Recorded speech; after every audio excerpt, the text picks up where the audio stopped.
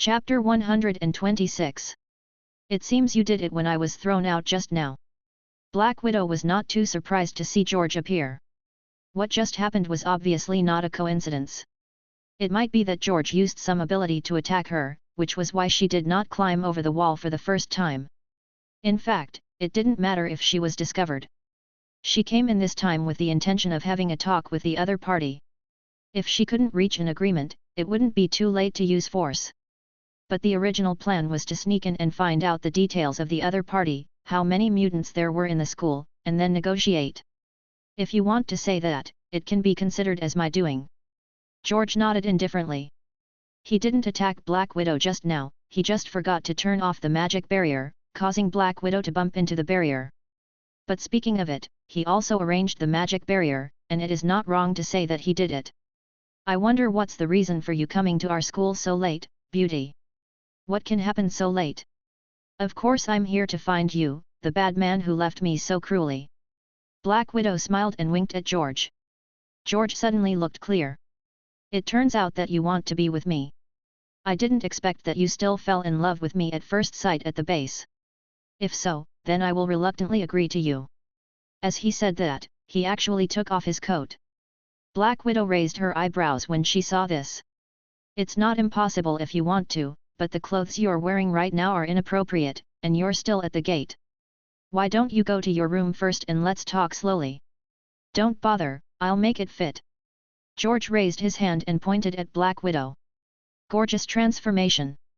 The special black tight-fitting combat uniform worn by Black Widow instantly turned into black low-cut hollow translucent sexy underwear. Do you think this outfit is suitable? It's not exciting to go back to the room. I like to be at the gate. Before Black Widow could react from the transformation from combat uniform to sexy underwear, George had already cast a second magic.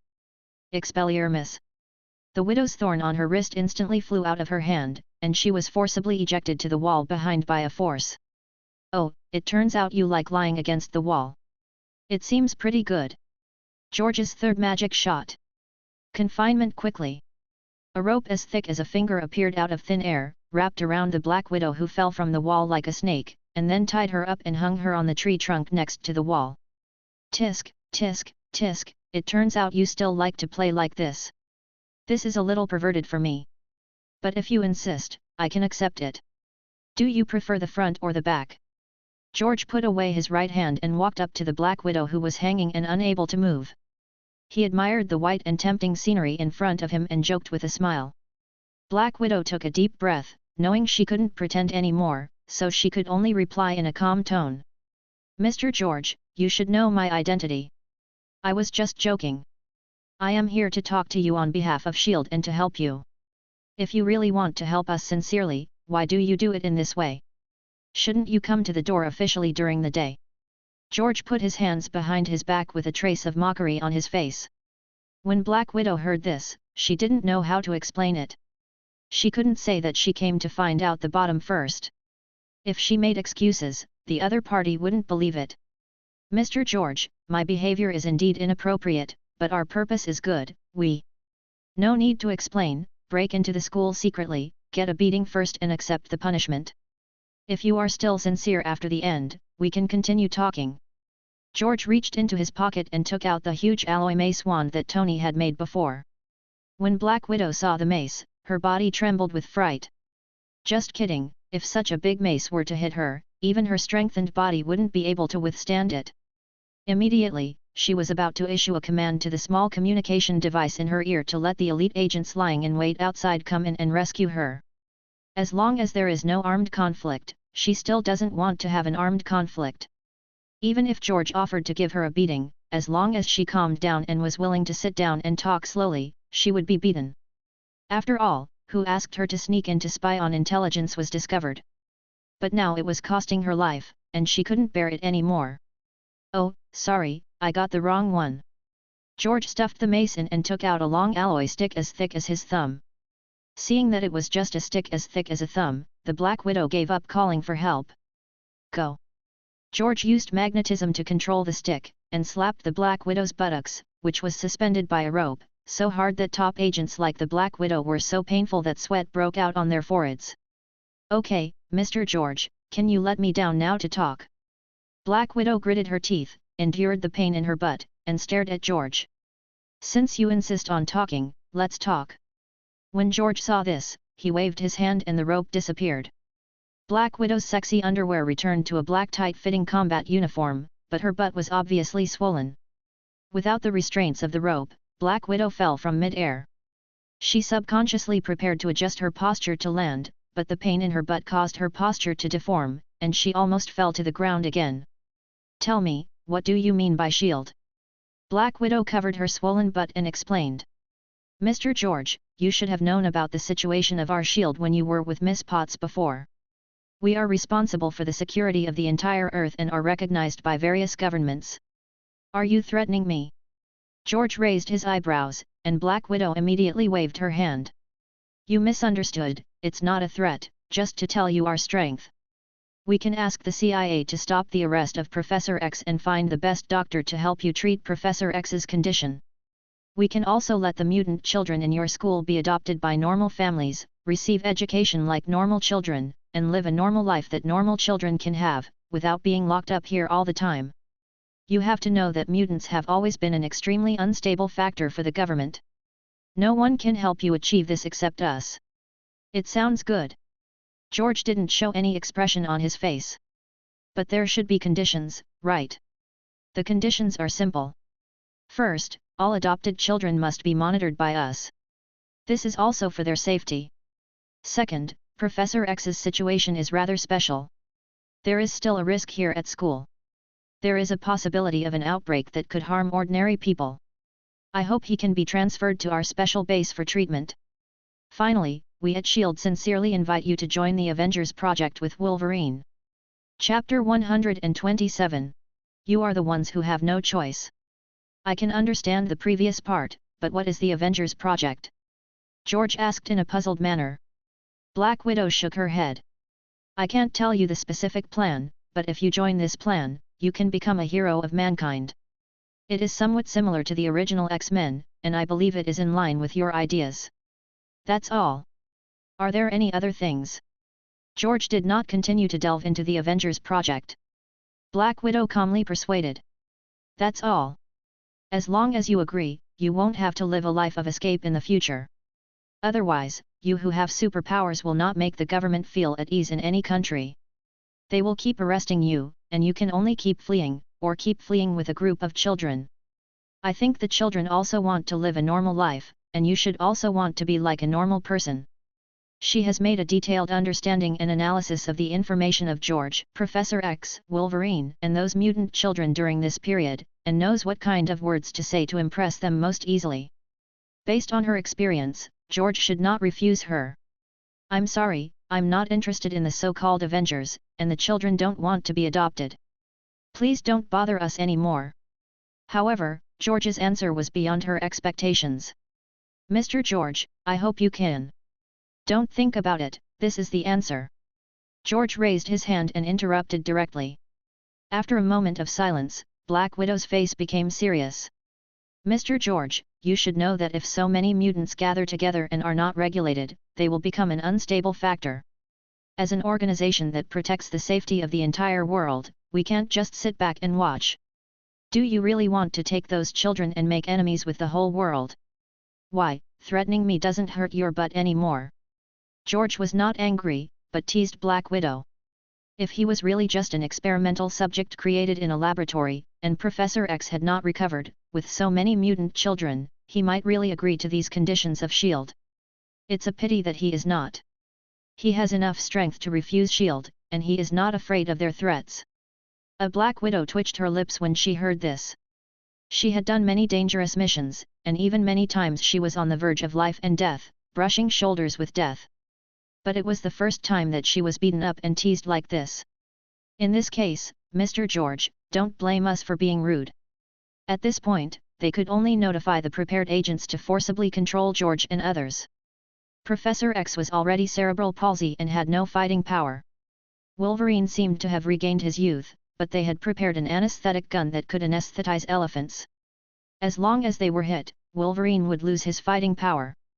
Those children were still young and easy to control. At that time, it would not be a problem for each of them to have a mutant ability suppressor. The most troublesome one in the end might be George, who had multiple mutant abilities and could fly, so it was difficult to capture him. But as long as the others were captured, I believe George would have no choice but to surrender. Start the action. With the Black Widow's order, there was no response in the headset, which made her tremble in her heart. If you are waiting for the agents in the grove across the street, it's probably hopeless. George's ironic words rang in her ears. Did you do it? Black Widow was startled. George stretched out an index finger and shook it. It's not me, it's those lovely students in our school, don't underestimate them. As George's voice fell, the school gate was opened, and under the leadership of Professor X and Wolverine, the students dragged the elite agents of S.H.I.E.L.D. one by one and walked in slowly. Some of those agents were tied up tightly with green grass, some were electrocuted and foamed at the mouth, and some fainted with a big bump on their foreheads. Anyway, they didn't die, but none of them had the ability to resist. How could this happen? Watching the agents who were ambushed outside being wiped out, Black Widow felt cold in her heart, and when she saw the young version of Professor X, her pupils shrank. What happened? Is it a clone of Professor X, or has he been cured of his illness and restored his youth by some method? If it's the former, it's nothing, but if it's the latter, it's troublesome. The strength of Professor X, a level 4 mutant, is quite terrifying. Principal, our mission is completed. The two professors didn't take action. We worked together to take them down. The leader, Rick, and the little wolf girl, stepped forward to take credit. George nodded with satisfaction. Well done, go back and check which amusement park you want to go to, and let the two professors take you there in a few days. At the beginning, I saved these children for their abilities, but more because of my conscience. But now it seems that after a few years of good training, they may really become a good team of superpowers, but they may not be able to deal with enemies like Thanos. It seems that there is really no big problem to deal with organizations like S.H.I.E.L.D. and Hydra on Earth. These mutant children born by Sandor Rice through surrogacy with Mexican women are actually no different from the potential of real mutants, which is incomparable to those clones that have been fully finalized. And when Sandor Rice selected mutant genes, he chose mutant genes that were good for fighting because they were cultivated as weapons of war. There would be no garbage mutant abilities like the Hedgehog Man, which could only reach level 2 at the top. They were basically level 3 or even level 3 top mutant abilities. What do you want? Black Widow asked with a serious expression. George walked up to Black Widow. I should ask what you S.H.I.E.L.D. want. We just want to live a quiet life here. You are disturbing us. You should know that when your mutant identity is exposed, it means that there is no choice. It's just a matter of time. Even if you kill us all now, the result will not change. Black Widow continued to put psychological pressure on George, hoping to change George's mind. I won't kill you. Throw them all out. George stepped forward and hooked Black Widow's chin with his hand, then shook his head and asked Wolverine to throw all the agents to the school gate. Tell your director Nick Fury to come here in person at 2 p.m. tomorrow. I have something to discuss with him. This will affect the life and death of your S.H.I.E.L.D. It's not us who have no choice, but you. Zombie floating. Black Widow was also forcibly sent out of the school by George's magic. In fact, if I hadn't let you in, you wouldn't even be able to get in. Don't think you are so powerful. Standing at the school gate, George waved his hand, and the magic barrier once again covered the entire school. Chapter 128, Snake Shield Agency Exposed. Black Widow reached out and touched the barrier, and found that she was blocked from the outside. She couldn't help laughing at herself. It turns out that he has discovered us a long time ago. Now he will be reprimanded by the director when we go back. She used her communicator to call agents from the branch's logistics department to come for support and transport all the injured agents back for medical treatment. She quickly dialed Director Nick Fury's dedicated line and reported the situation here. At the same time, in the school, Wolverine saw George rearranging the magic barrier, lit a cigar and joked. George, that lady just kept covering her butt, you wouldn't have been here just now. Logan, the children are still here, don't talk nonsense. Professor X on the side quickly interrupted him with a glare. And many of those children had strange smiles on their faces, apparently understanding what Wolverine wanted to express. Okay, stop joking. I just gave her a small punishment. It's a shock. The real challenge will be tomorrow. Let's go back to sleep. George smiled and waved his hand, letting everyone go back to their dormitories to rest. Today is nothing, tomorrow's negotiation with Nick Fury is more important. If the negotiation goes well, not only will he not be harassed by S.H.I.E.L.D. and Hydra for a long time in the future, but he will also be able to cancel the CIA's wanted order for Professor X and get back Professor X's huge property. The next day, at 1:50 p.m., a black car stopped at the entrance of the mutant school.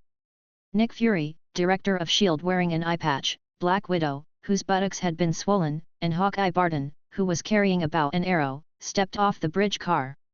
Has the Ministry of Science and Technology analyzed what this is? Nick Fury walked to the school door and knocked on the transparent barrier. Black Widow quickly replied. It is said to be a very strong force field. Once it is enveloped, it is probably difficult for ordinary firearms to break it, but using missiles will not be a big problem. What a shame, if only they would join the Avengers program. Nick Fury couldn't help but sigh. He admired George, a mutant with various magical superpowers. Welcome the director of S.H.I.E.L.D. to our school. Come, sit down and have a cup of tea, and let's chat slowly. The door was opened instantly and the barrier disappeared, revealing George sitting on a stone stool in front of him, making tea. Tea? I didn't expect you to have this hobby. Nick Fury calmly led the three of them into the school, and then sat on the stone bench opposite George. George waved his hand to make the brewed tea float and land in front of Nick Fury. After leaving the base, I watched a lot of TV and became more interested in this drink. Doesn't the director like it? I prefer black tea to green tea. Nick Fury replied. That's easy. George pointed at the cup in front of Nick Fury. Flavai. The transformation spell was activated, and the green tea in the cup instantly turned into black tea. That's okay. If you don't like black tea, wine is fine. George took a sip of his green tea and smiled. When Nick Fury saw this magical scene in front of him, his expression changed slightly, and then he smiled and said. I don't know what the point of you insisting on meeting me and saying it's about the life and death of our S.H.I.E.L.D. Just bring 2 of your men in. Aren't you afraid that I will kill you directly? George did not answer immediately, but asked a question. Nick Fury suddenly laughed. Killing me is useless. Kill me and a new director will take office. No matter who sits in my position, for the sake of the safety of the entire world, they will not leave you alone. Besides, our S.H.I.E.L.D. is not as weak as you think. He pointed to the top of his head. If I need it, a missile will hit here with precision right away. Can the force field you created be able to block it? Even if you can block one, can you block the second or third one? George was giving him power when he entered the door, so naturally he couldn't show weakness. George laughed and said. The director is really joking. How could I kill you? We are just a group of mutants who are doing our jobs honestly.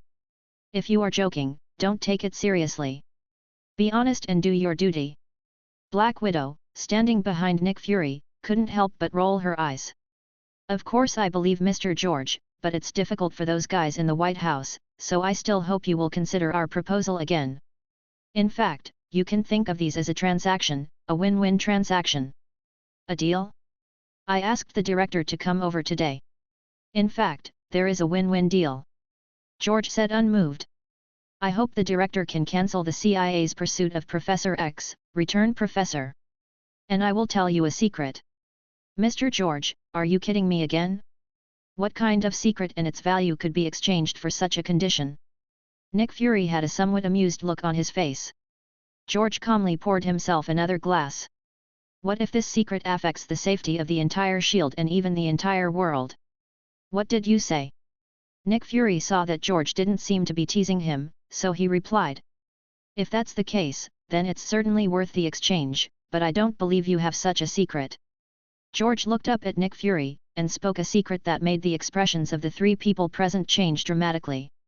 After the Red Skull disappeared, you thought Hydra had been completely eliminated, so you launched Project Paperclip and recruited Dr. Zola, the original Hydra scientist, to S.H.I.E.L.D. Unfortunately, what you didn't expect was that Zola began to secretly develop Hydra within S.H.I.E.L.D., and even turned most of the agents trained by your S.H.I.E.L.D. Academy into Hydra agents. Many of your senior officials are Hydra agents. So now your S.H.I.E.L.D. should be called Snake S.H.I.E.L.D. And many of the tasks you think you are doing to save the world and maintain world security are actually clearing obstacles for Hydra and achieving the goals Hydra wants. Do you think my secret is worth the conditions I just put forward? How do you know this? For the first time, Nick Fury lost control of his expression and lost his composure. Even when George said he wanted to kill him just now, he was as steady as an old dog.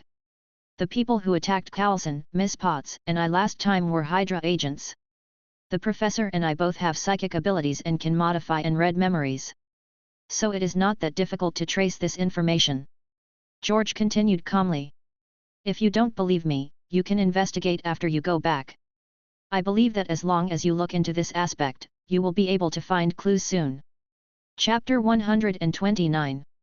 If what you said is true, then I will agree to all the conditions you just mentioned. Hearing George's tone so firm, it didn't seem like he was lying to himself at all. Nick Fury carefully recalled many details of these years. I really don't know if I don't think about it, and I was shocked when I thought about it. Sometimes when you don't think about it at all, you really can't find it, but if you look for loopholes with the answer, there are loopholes. Although he hasn't gone back to verify it, Nick Fury has already believed George's words 70% in his heart.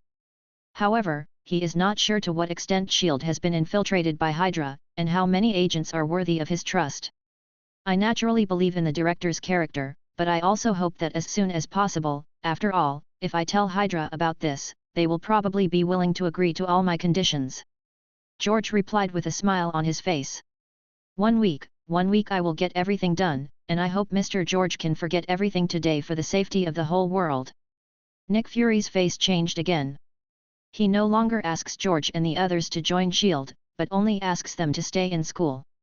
Then don't tell Hydra about today's conversation, otherwise when Hydra knows that he has been exposed, the first person they will kill is him, and he will be very passive. Unless he can kill George and everyone in this school now and keep this secret. But that is impossible. Not to mention that George can fly away, there is also an immortal Wolverine inside, and the terrible Professor X who may have regained his youth. If he can't kill George with one blow and George and the others fall to Hydra, then he can only call Captain Marvel back to have a chance of winning.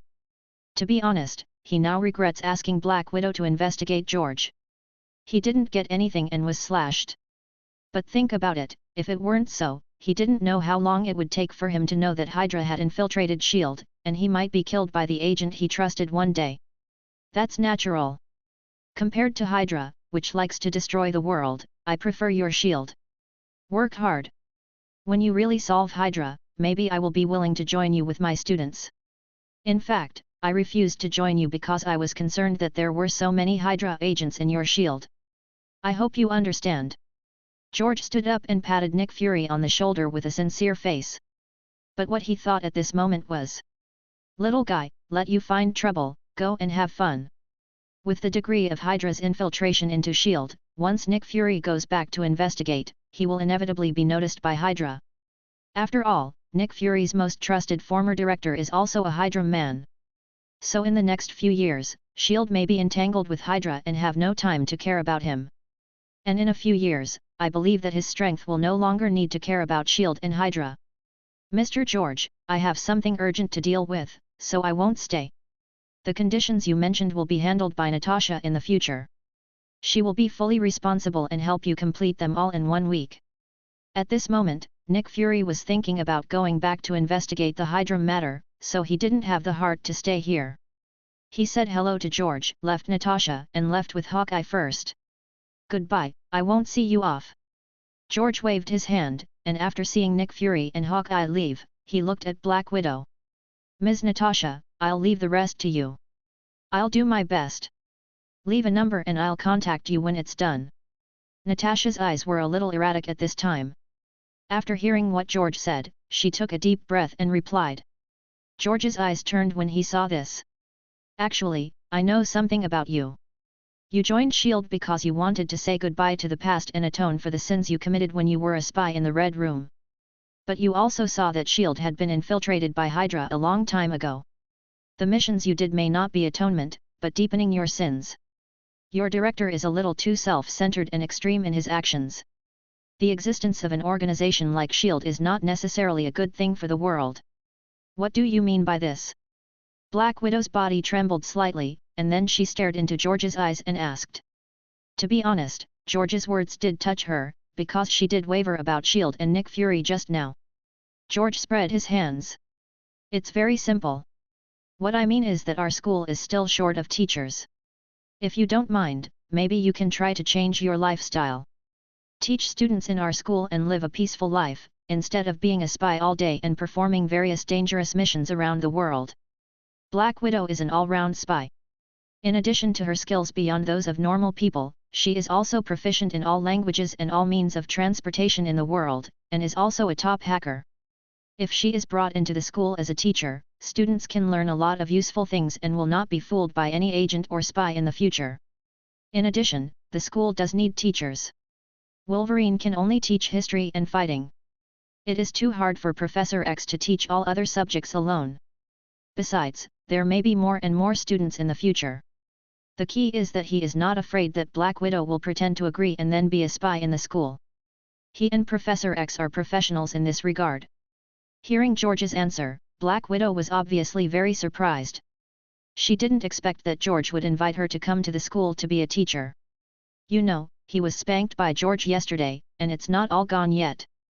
But to be honest, after hearing that she might be able to change her lifestyle, she was really moved. I thought I was atoning for my sins, but I didn't expect to commit more sins. Since this is not as good as teaching students, it can make my mind calmer. I have to think about it. Even if I agree to you, I have to wait until I help the director clear up Hydra. After a full 5 minutes of silence, Black Widow slowly replied. George was not surprised, he just smiled and said. It doesn't matter, the school's door is open to you at any time, and we don't have as many requirements as S.H.I.E.L.D. here. You just need to teach the students to learn well. Everything else is free.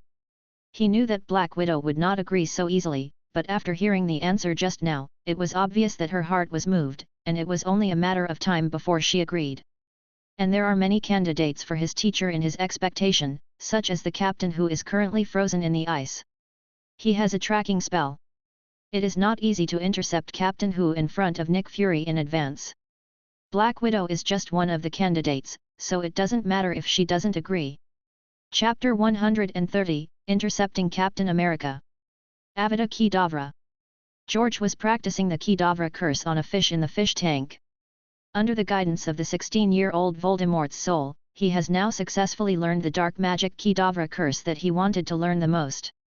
It's just that spells like the 3 unforgivable curses are naturally not easy to practice in Hogwarts. If they are discovered by the powerful Dumbledore, wouldn't it be exposed? Normal dark magic, even if practiced in school, is no big problem.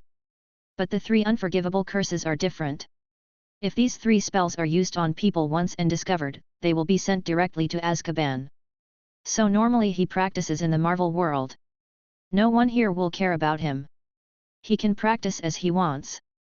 The green magic light hit the trout, and the trout that was swimming around instantly lost its life. It seems to have expelled the soul. Picking up the dead trout, George carefully examined it and guessed secretly in his heart. The killing curse, also known as the killing curse and the death curse, normally, even Dumbledore would be killed if hit. After successfully casting, a dazzling green light will be emitted, and the wand will tremble involuntarily because of this powerful magic, accompanied by a chaotic sound, as if the invisible death flew through the air. The person who is cursed will die immediately, and no scars will be left. To resist the killing curse, you can only dodge quickly or pick up other things around you to physically block in front of you. The normal armor curse and patroness charm cannot block the killing curse. After this period of research and practice, George felt that the killing curse should be a spell specifically aimed at the soul, and the cursed person is mainly because the soul is attacked. So this spell is not only for normal people, but also for some souls and spiritual bodies. It will also have a good attack effect. To cast the killing curse, there are generally 2 conditions, one is that the magic power is strong enough, and the other is that the heart is full of strong killing intent when casting the spell. If the killing curse is often cast, the caster will be easily affected by emotions, becoming violent, bloodthirsty, and crazy. After all, how can it not be affected if the mind is full of killing every day? But this is nothing for George. Because he has a strong mental ability, when casting the killing curse, he can use his mental power to protect his mind from being polluted by the killing curse. Of course, under normal circumstances, he will not use the killing curse often. There are many ways to kill people, and it is not necessary to use the killing curse. But you must learn it. The more means a magician has, the more calmly he can deal with various types of enemies. After practicing the 3 unforgivable curses, George just walked out of the actual combat simulation room and received a call from the Black Widow. The CIA has lifted the wanted order for Professor X, all of Professor X's assets have been unsealed and can be used normally, and the procedures on your school's side have been completed. Next, I will go to the school to apply for formal identity certificates for your students to facilitate their future lives. Very good, thank you, but they went to the amusement park with the 2 professors today, how about you come back tomorrow? George replied. In just 3 days, things have been almost done. It seems that Nick Fury is really afraid that he will tell the news to Hydra. No problem, I'll go there tomorrow morning. Black Widow had no objection to this. At this time, George suddenly thought of something, so he said. By the way, I may have another teacher tomorrow, and I need your help to apply for a new identity certificate. New teacher? Okay, no problem. Black Widow's tone was puzzled, but she didn't ask much. After hanging up the phone, he came to the warehouse where the X-Fighter was parked in the basement, where Issa was waiting for him in advance. Let's go. The X-Fighter took off stealthily and flew quickly in the direction of the Arctic Ocean. At this time, George, who was sitting in the fighter plane, also launched a tracking spell. Direction revealed Steve Rogers. 4 hours later, George stopped Issa. Okay, let's stop here first. Jumping off the plane, George spread his wings and landed on a large iceberg. According to the tracking spell, Captain America Steve Rogers should be frozen under this iceberg. Thunder explosion. He pointed at the iceberg and the iceberg was immediately blown into a big hole by the explosion spell. Seeing that it worked, George began to cast the explosion spell on the iceberg continuously. Anyway, he was not afraid of running out of magic power. After 20 minutes of bombing with the explosion spell, a frozen plane finally appeared in George's eyes. Shattered into pieces. Waving his hand again, a cutting spell hit the plane, cutting a hole on the surface of the plane for 2 people to pass through. Jumping into the plane, he saw Captain America, who had been frozen for more than 60 years in the driver's seat of the plane. Taking out a box that has been expanded with the traceless stretch spell from the dressing space, George put Captain America and his shield in it, and then spread his wings again, turned around and returned to the X-Fighter. Under normal circumstances, a piece of equipment that has been expanded with the traceless stretch spell cannot carry another piece of equipment that has been expanded with the traceless stretch spell, which will cause a conflict in space. So it is impossible to get infinite space by stacking boxes and using the bug. However, the space of the dress-changing magic used by George can be filled with a box that has been expanded by the traceless extension spell. Because the principles of the 2 magics are not quite the same. Although they both belong to space magic, the principle of the traceless extension spell is to enlarge the original space, while the principle of the dress-changing magic is to open up a space that belongs to itself. In this way, he is equivalent to complementing the advantages and disadvantages of the 2 magics, and has obtained a space that can carry people and a large number of items without worrying about the equipment being stolen, and can be used at any time. So, the more magic from different worlds is learned, many rules that were originally recognized as truths in the magic system can also be broken by another magic system, thus forming a complementary relationship. It was already evening when the X-Fighter returned to school, and Professor X and Wolverine had already returned from the amusement park with the children. Who is this guy? Wolverine looked at Captain America, who was being defrosted by George on the instrument, and asked curiously. How come he looks so much like Captain America in his clothes and appearance? Without waiting for George to answer, Professor X had already guessed the answer. Professor X was born in 1932. When he was 12 or 13, Captain America was at his most active. After Captain America's death, he was praised and promoted in various ways. So he recognized the frozen Captain America at a glance. That's Steve Rogers. Wolverine looked carefully after hearing this, and finally nodded. It's really this guy. Chapter 131. My name is Shi-Amen. Wolverine was born in 1832. During the 2 years when Captain America was active, he also participated in World War II as an American soldier. So naturally I know, but I don't worship him like ordinary people do, so naturally I don't recognize him at first sight. When Captain America died, he happened to be captured by the Japanese army and sent to the prisoner of war concentration camp in Nagasaki. Yes, he is Captain America Steve Rogers. George smiled and explained. I have been thinking about whether our school should recruit more teachers, but ordinary people are probably not suitable to teach our students. In addition, the character of the new teacher must also be paid attention to, so as not to lead the children badly. So I thought of him. He pointed at Captain America, whose ice had almost completely melted. I thought that when Captain America crashed into the Arctic Ocean and disappeared, his body that had been injected with super serum might not necessarily die, so I tried it with my tracking ability. In the end, I actually found him. There is absolutely no problem with his character. The key is that in addition to being proficient in various fighting techniques, he is also a top tactical command master, who can let our students know how to better cooperate in combat. So you want him to become a teacher in our school? But he may not be willing. Wolverine is not optimistic about George's idea. He felt that Captain America was a weapon made by the government and an obedient soldier. He must have joined the government as soon as he woke up and then worked for the government. How could he stay in school and become a teacher? George smiled when he heard this. That's not necessarily true. Besides, don't we still have professors? As he spoke, he turned to look at Professor X. When it comes to persuasive skills, Professor X is definitely ranked among the best in the world. Besides, Captain America is not the same as what Wolverine said. Captain America is not die-hardly loyal to the government. If he were die-hardly loyal to the government, he would not refuse to sign the Sokovia Accords. He has his own unique ideas and is unwavering in his ideas. His main reason for joining the army was to protect the weak and end the war, and now there is world peace. If S.H.I.E.L.D. were not founded by his lover Carter and friend Howard, and Nick Fury played various moral kidnapping tricks, Captain America would not necessarily have been helping S.H.I.E.L.D. After being frozen for more than 60 years, almost all his relatives and friends have died, and the world has changed drastically. This is a huge shock to Captain America.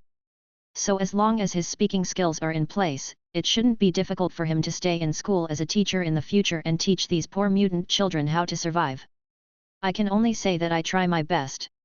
To be honest, I quite admired him when I was a kid. Professor X nodded. He still agreed with Captain America coming to the school as a teacher. You don't have any objections, and I don't have any objections either. It just so happens that I need a drinking partner. I heard that he can drink 1,000 cups without getting drunk. Wolverine shrugged, also agreeing. Although Professor, since you all have no objections, I will revive him. Seeing that the ice on Captain America's body had completely melted and his body functions began to recover rapidly, George waved his hand and cast a revival spell. Resuscitate quickly. The resuscitation spell is a spell that forces people to wake up and is often used to relieve the effects of the coma spell. Under the forced resuscitation of the resuscitation spell, Captain America immediately opened his eyes from his coma. Where is this?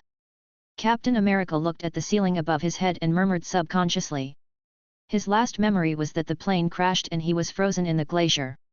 Hi, Captain Steve. At this time, a kind voice woke him up. Subconsciously he rolled out of bed, picked up his shield and made a defensive posture. Looking at the three strangers in the room, he asked with a vigilant face. Who are you? Where is this place? Why am I here? This is a school and we are the principals and teachers of this school. As for why you are here, it's a long story. Don't be nervous. Sit down and let's talk slowly. George reassured Captain America. However, Captain America was obviously more sensitive at this time. He looked at the instruments in the room and did not believe George's words, but rushed directly towards the door of the room. How could there be such advanced equipment in the basement of a school? He thought it might be a secret base of Hydra. Hey man, I think you should calm down. Wolverine immediately stopped in front of Captain America, and Captain America was not polite and raised his hand and punched him. Wolverine, who was punched in the face, immediately kicked Captain America back. Although you are over 90 years old, I am 100 years older than you, and I am much worse than you. Seeing Captain America raise the shield in his hand, Wolverine also showed his adamantium alloy wolf claws, intending to let Captain America have a taste of his power. Expelliarmus. At this time George took action. He first disarmed Captain America's shield with a disarming spell, and then tied up Captain America with a rope spell. Confinement quickly. You are indeed from Hydra. After being tied up, Captain America gritted his teeth and looked at George and the other two. In his opinion, only Hydra would have such a modified person and a person with special abilities. Forget it, I'll take you out to see it with your own eyes. After saying hello to Professor X and Wolverine, he reached out and picked up Captain America to the school gate, spread his wings and flew directly to the center of New York City. Captain, look down, this is New York in 2010, and you have been frozen for 65 years. Is this New York? Captain America looked at the New York below, which was somewhat similar to him in his impression, but also very different. Looking at the high-rise buildings below, the lights and the modern cars driving on the road, his expression gradually became dull. As a kid born in Brooklyn, New York, he is too familiar with New York. After flying around New York, he can be sure that this is New York, but it is not the New York of 1945. Returning to school again, Captain America was completely confused. Professor, I leave it to you. After removing the restrictions on Captain America and handing him over to the professor for guidance, George went back to continue practicing magic. The next day, after Professor X's overnight persuasion, Captain America finally agreed to stay in school as a teacher. At 9 o'clock, as agreed, Black Widow came to apply for identity certificates for the children in the school, but when she saw Captain America in casual clothes, her expression immediately changed. George, how does he look like? Like Captain America, Steve? They just look alike. He is our school's new teacher, xmen. George introduced without blushing or beating his heart. Chapter 132. Magic Panda, the third clone. Amen. Black Widow's big eyes showed a little doubt. Yes, it's xmen. George's tone was very sure. Changing the name on Captain America's new ID card is to prevent him from being recognized when he goes out in the future and reduce trouble for the school. Otherwise, it is hard not to be suspicious if he looks so much like Captain America and has the same name. This was also agreed by Steve, and he also wanted to live with a new identity. Hello, my name is xmen. Captain America extended his right hand to Black Widow. Hello, Natasha. Black Widow looked at Captain America, still full of suspicion. If she met someone who looked so much like Captain America outside normally, she might not be too suspicious. But this person was in George's school, and he was a new teacher, and the key was that he didn't have an ID card, which made her have to doubt. You can think about my suggestion more when you have time. The school's door is always open to you. After taking the photo and filling in the information, George did not forget to invite another wave when he sent Black Widow away. The addition of Captain America gave the school a new teacher, and that night, Professor X found a new student for George. Jessica Campbell, 10 years old this year. On the way to Disneyland, she quarreled with her brother in the back seat, causing her father who was driving to be distracted, causing their car to collide directly with a military vehicle loaded with radioactive chemicals. In the end, only she survived, and was subsequently sent to the hospital, where she fell into a coma for several months. After waking up, she gained strength and flying ability far beyond ordinary people. Now she is adopted by the Jones family and renamed Jessica Jones. I observed her for a few days and felt that her situation was more suitable for her to come to our school. Professor, since you think it's suitable, then recruit her. Professor X has decades of experience in recruiting mutant children. Whether it is looking at people or going to persuade parents to let their children go to school, they are more experienced than him.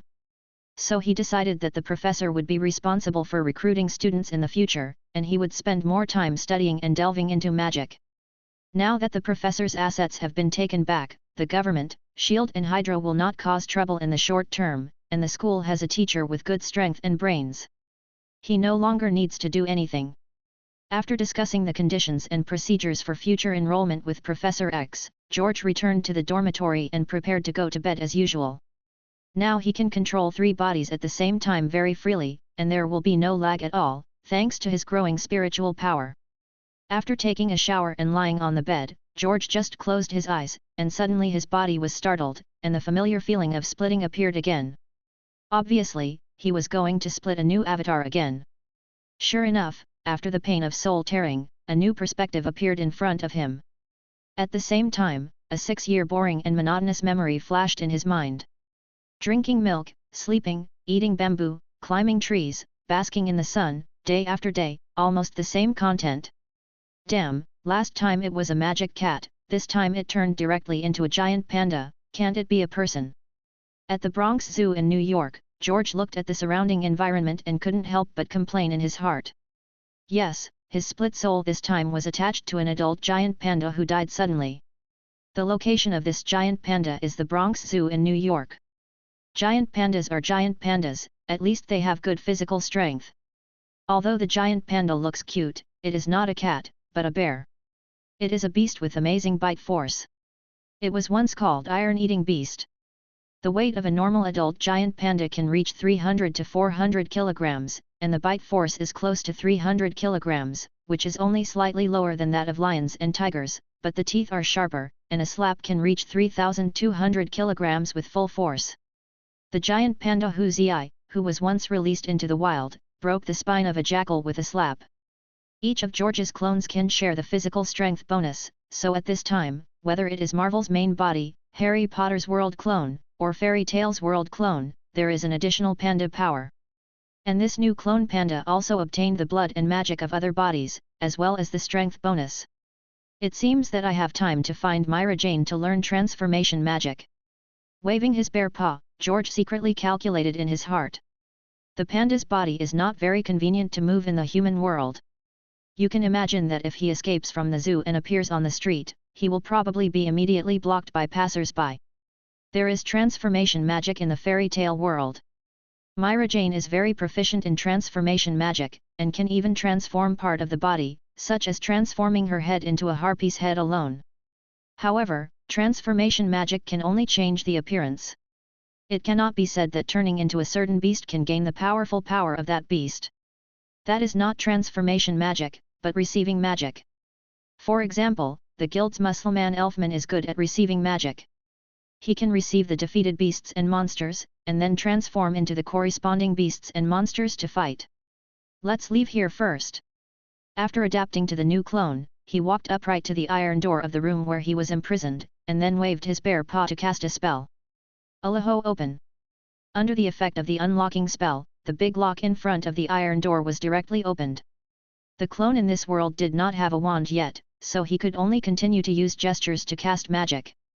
Pushing the iron door open and coming to the open-air venue where he usually held activities, the magic circle behind him flashed, and a pair of snow-white wings appeared behind him. Flapping his wings, his body quickly rose up, and then flew towards the center of New York City. The memory of this panda was all eating and sleeping, and there was no valuable information at all. The most important thing for him now was to figure out what kind of world this was. Since it was a new clone, he believed that this must not be an ordinary world. According to the speculation of his previous 2 clones, this world must have special superhuman powers, and there is a high possibility of magic. So he wanted to go to the center of New York City to see if he could find relevant clues. Bear. Panda, it's flying. At the same time, a young security guard who was patrolling the zoo was so frightened when he saw George flying away from the panda house that he dropped the flashlight in his hand. After a long while, he rubbed his eyes and said to himself, I must have taken too much recently and I am hallucinating. How can a panda fly? It's impossible. This is absolutely impossible. Soon after, he looked at the empty room in the panda house and felt like the sky was falling. Chapter 133. Flying all the way, he soon arrived at the most prosperous Manhattan area and landed on the roof of the tallest building. There are 4 huge metal eagle statues on the 4 corners of the roof. It is midnight now, so his flight in the air did not attract attention. It would be very inconvenient if it was during the day. This world is also 2010 now. George looked at the GG playing on the electronic screen on the wall opposite the building, and the time marked on the GG, and determined the current time of this world. But just the location and time still made him unable to judge what kind of world this is. This won't work, it seems that I still have to go down and take a look.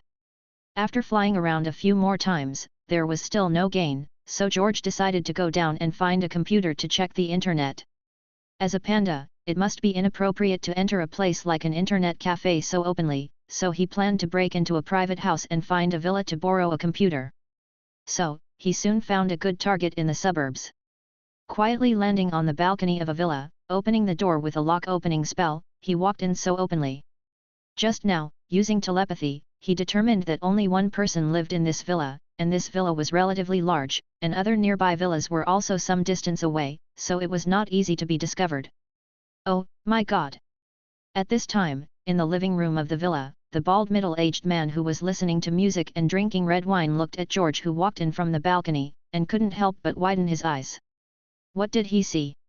He actually saw a panda walking into his living room from the balcony, and it walked in upright. If he hadn't been clean at ordinary times, he would have thought that he had taken some psychedelic drugs. Soul out of the body. However, before he could react from the shock, George had already cast the soul-controlling spell on him through gestures. There was no way.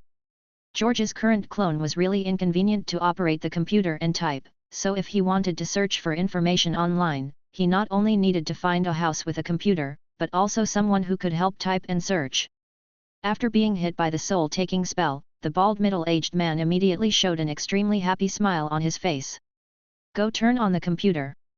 George couldn't speak, so he used his telepathic ability to order the bald middle-aged man. The bald middle-aged man quickly got up, walked from the living room to the bedroom very obediently, and turned on the computer in the bedroom. Search for news related to magic. George followed him into the bedroom, stood behind the bald middle-aged man, and ordered him to start searching for relevant information. Half an hour later, several special messages attracted his attention. Drake Stone, the greatest magician in the world. Claims to be the inheritor of ancient black magic. Won the honor of the best magician in 2009. Clicking on the magic video performance of Drake Stone, after watching a few magic tricks, George's eyes suddenly lit up. Finally found the clue. He was sure that what Drake Stone performed was not normal magic at all, but magic. Using magic to perform magic, no wonder he could become a world-famous magician at a young age. Drake Stone, why does this name sound familiar? He's a famous magician. George sat on the bed in the bedroom and began to carefully recall his memories of his previous life. He likes to watch fantasy and science fiction movies. He is sure that he must have seen this name in a movie, but it may be a supporting role, so he has no impression. After thinking for 20 minutes, he suddenly stood up excitedly. I remember that this guy seems to be the modern inheritor of the Morgana school in The Sorcerer's Apprentice. The Sorcerer's Apprentice is a fantasy movie about magic. The movie tells the story of 740 AD, the era when magic flourished. At that time, there were two largest magic sects, the Merlin sect, which symbolized justice and kindness, and the Morgana sect, which symbolized evil and blood. Morgana, the leader of the Morgana sect, wanted to resurrect the souls of those powerful magicians who had died for many years through the resurrection spell, establish an army of undead, and thus rule the whole world. Merlin, the leader of the Merlin faction, launched a magic war to save the world and stop Morgana's conspiracy. Merlin, who should have won, was killed because of the betrayal of one of his disciples, Horvaths. Fortunately, at the critical moment, his other two disciples, Balthazar and Veronica, arrived in time. Veronica used her body as a seal to temporarily seal Morgana's soul. In order to protect his lover Veronica from being occupied by Morgana, Balthazar used the trap seal to seal both of them into the nesting doll at the same time. Before he died, Merlin gave his dragon ring to Balthazar, telling Balthazar that only by finding his reincarnated Supreme Merlin could Morgana's soul be completely eliminated and Veronica saved. So, Balthazar began a mission of more than 1,000 years to find the reincarnated Merlin.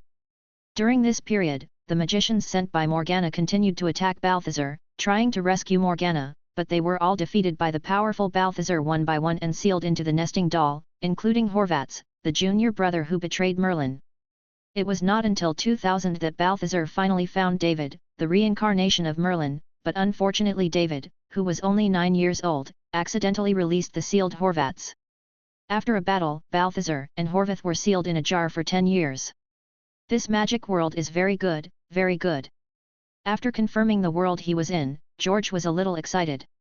It's not because the magic in this world is so powerful. In terms of power, the magic in this world is not as good as the fairy tale world, and in terms of magic, it is not much different from the Harry Potter world. However, the magicians in this world have one thing that the other two worlds do not have. That is immortality. As long as the magicians in this world are not killed, they can live forever. Whether it is Morgana, Balthazar, Veronica, or Horvath, they have been alive for more than 1,000 years, and their appearance has not changed at all. You know, even if the Philosopher's Stone in the Harry Potter world can make immortality potions, it also has side effects. It cannot prevent the aging of the body and can only be regarded as a living dead. In the fairy tale world, I have never heard of any magician who can live for hundreds of years. A magician of the Saint level 10 will die after living for more than 100 years. Immortality, this is what he has always pursued. Before, he was thinking about whether to study ghosts and survive as ghosts after death, but now it seems that it is not necessary. As long as he learns the magic of this world, he will not have to worry about death. Chapter 134. The direction appears Balthazar. After calming down, George began to cast the tracking spell. He wanted to determine whether Balthazar and Horvath were still sealed and whether the plot had unfolded before he could decide what to do next. No, the tracking magic failed. After casting the tracking spell, he found that the golden tracking mark did not appear. It was obvious that Balthazar was now unable to be tracked. The direction appears Horvath. Casting the tracking spell again failed. It seems they are still sealed. If both of them are unable to be traced, then there is a high probability that the sealing magic blocks the trace. So although it is already 2010, the plot has not yet unfolded. That's fine. This gives you more room for maneuver. George waved his hand and pointed at the bald middle-aged man. Everything is forgotten. He used the forgetting curse to erase the memory of the bald middle-aged man. After thinking about it, he cast another hair growth curse on his head. Grow hair fast. Under the influence of the hair growth spell, the bald middle-aged man's head was finally no longer bald, but quickly found thick long hair. This was his reward for this balding middle-aged man. After lifting the imperious curse, George walked out of the living room to the balcony, spread his wings and flew out of the villa. After George left, the bald middle-aged man regained his energy. Hey, why am I in the bedroom? Looking at the opened computer in front of him, the bald middle-aged man was a little confused. He remembered that he was probably drinking red wine in the living room. Is it because you are too tired? Forget it, let's take a shower and go to bed. There is a big project to discuss tomorrow. He closed the computer and went to the bathroom. When he saw the long hair on his head in the mirror, he was stunned. I've actually grown hair. The baldness that couldn't be cured even by applying bandages and taking medicines actually grew hair on its own today, and it grew so much. This must be a medical miracle. On the other side, George, flying in the air, cast the tracking spell again. The direction appears Derek Stone. This time the tracking spell didn't fail, and a golden arrow appeared in front of his eyes. Since Balthazar and Horvath are still in the seal, Drake can be found first. Drake is the descendant of this generation of Morgana sect. When he was 15 years old, his master found Balthazar and wanted to rescue Morgana and was killed, leaving him to live alone. However, this guy didn't study magic very carefully in the past 10 years. Instead, he relied on the little knowledge he had learned before to become a magician. He became a well-known star magician and indulged in a life of luxury and wealth. George came to him, firstly for the magic ring in his hand, and secondly for the Book of Morgana in his hand. Magicians in this world also need a medium to cast spells. Without a medium, it is difficult to cast magic. As long as he gets Drake's magic ring, he should be able to use it instead of a wand. And the Book of Morgana, which is a magic book that records all the magic of the Morgana sect, cannot be let go. As for whether he can beat Drake, even though he doesn't have a wand in his hand and can only rely on gestures to cast spells, it shouldn't be a big problem to deal with this half-assed Drake. Besides, he would not be stupid enough to engage in a magic duel with the opponent head-on. Following the golden arrow, he soon found the building where Drake lived. Drake lives on the top floor of the building, and that floor is his home. The lights on the top floor were not turned off at this time, and Drake may not have fallen asleep yet. Glancing quietly outside the glass window, he discovered that Drake was having a carnival with 6 beauties with model figures. Then just wait a little longer. To be on the safe side, George did not rush in for a sneak attack at this time. Instead, he quietly landed on the roof of the building, like a seasoned predator, quietly waiting for the moment when his prey is most relaxed. At 3 o'clock in the morning, the lights in Drake's room finally went out. George came outside the glass of the hall again, looked at the clothes scattered on the floor and the disappearing figures inside, quietly used the unlocking spell to open the window, and squeezed in with his head tilted. He cautiously came outside the bedroom, and listening to the howls of a pair of 6 people inside, he began to prepare gestures to cast spells. As a high-pitched sound of release sounded, George knew that Drake had entered the most relaxed moment. So he pushed the bedroom door open with all his strength, and shot out a full-body binding spell. All petrified. The moment the spell was shot, his superpowers were activated at the same time. All the metal in the room attacked Drake, and the magic ring made of metal in his hand was also forcibly stripped away. Giant transformation. After the whole body binding spell was shot, in order to prevent accidents, the giant magic was also activated at the same time. His body quickly enlarged and turned into a super giant panda with a head that could reach the ceiling. However, his caution was clearly overdue. Because Derek, who had just been released, had no time to react, he was unprepared and hit by George's full-body binding spell, and was immediately petrified on the spot. And the metal magic ring that he used to perform magic was instantly taken back by George's superpower. So the whole process is extremely simple.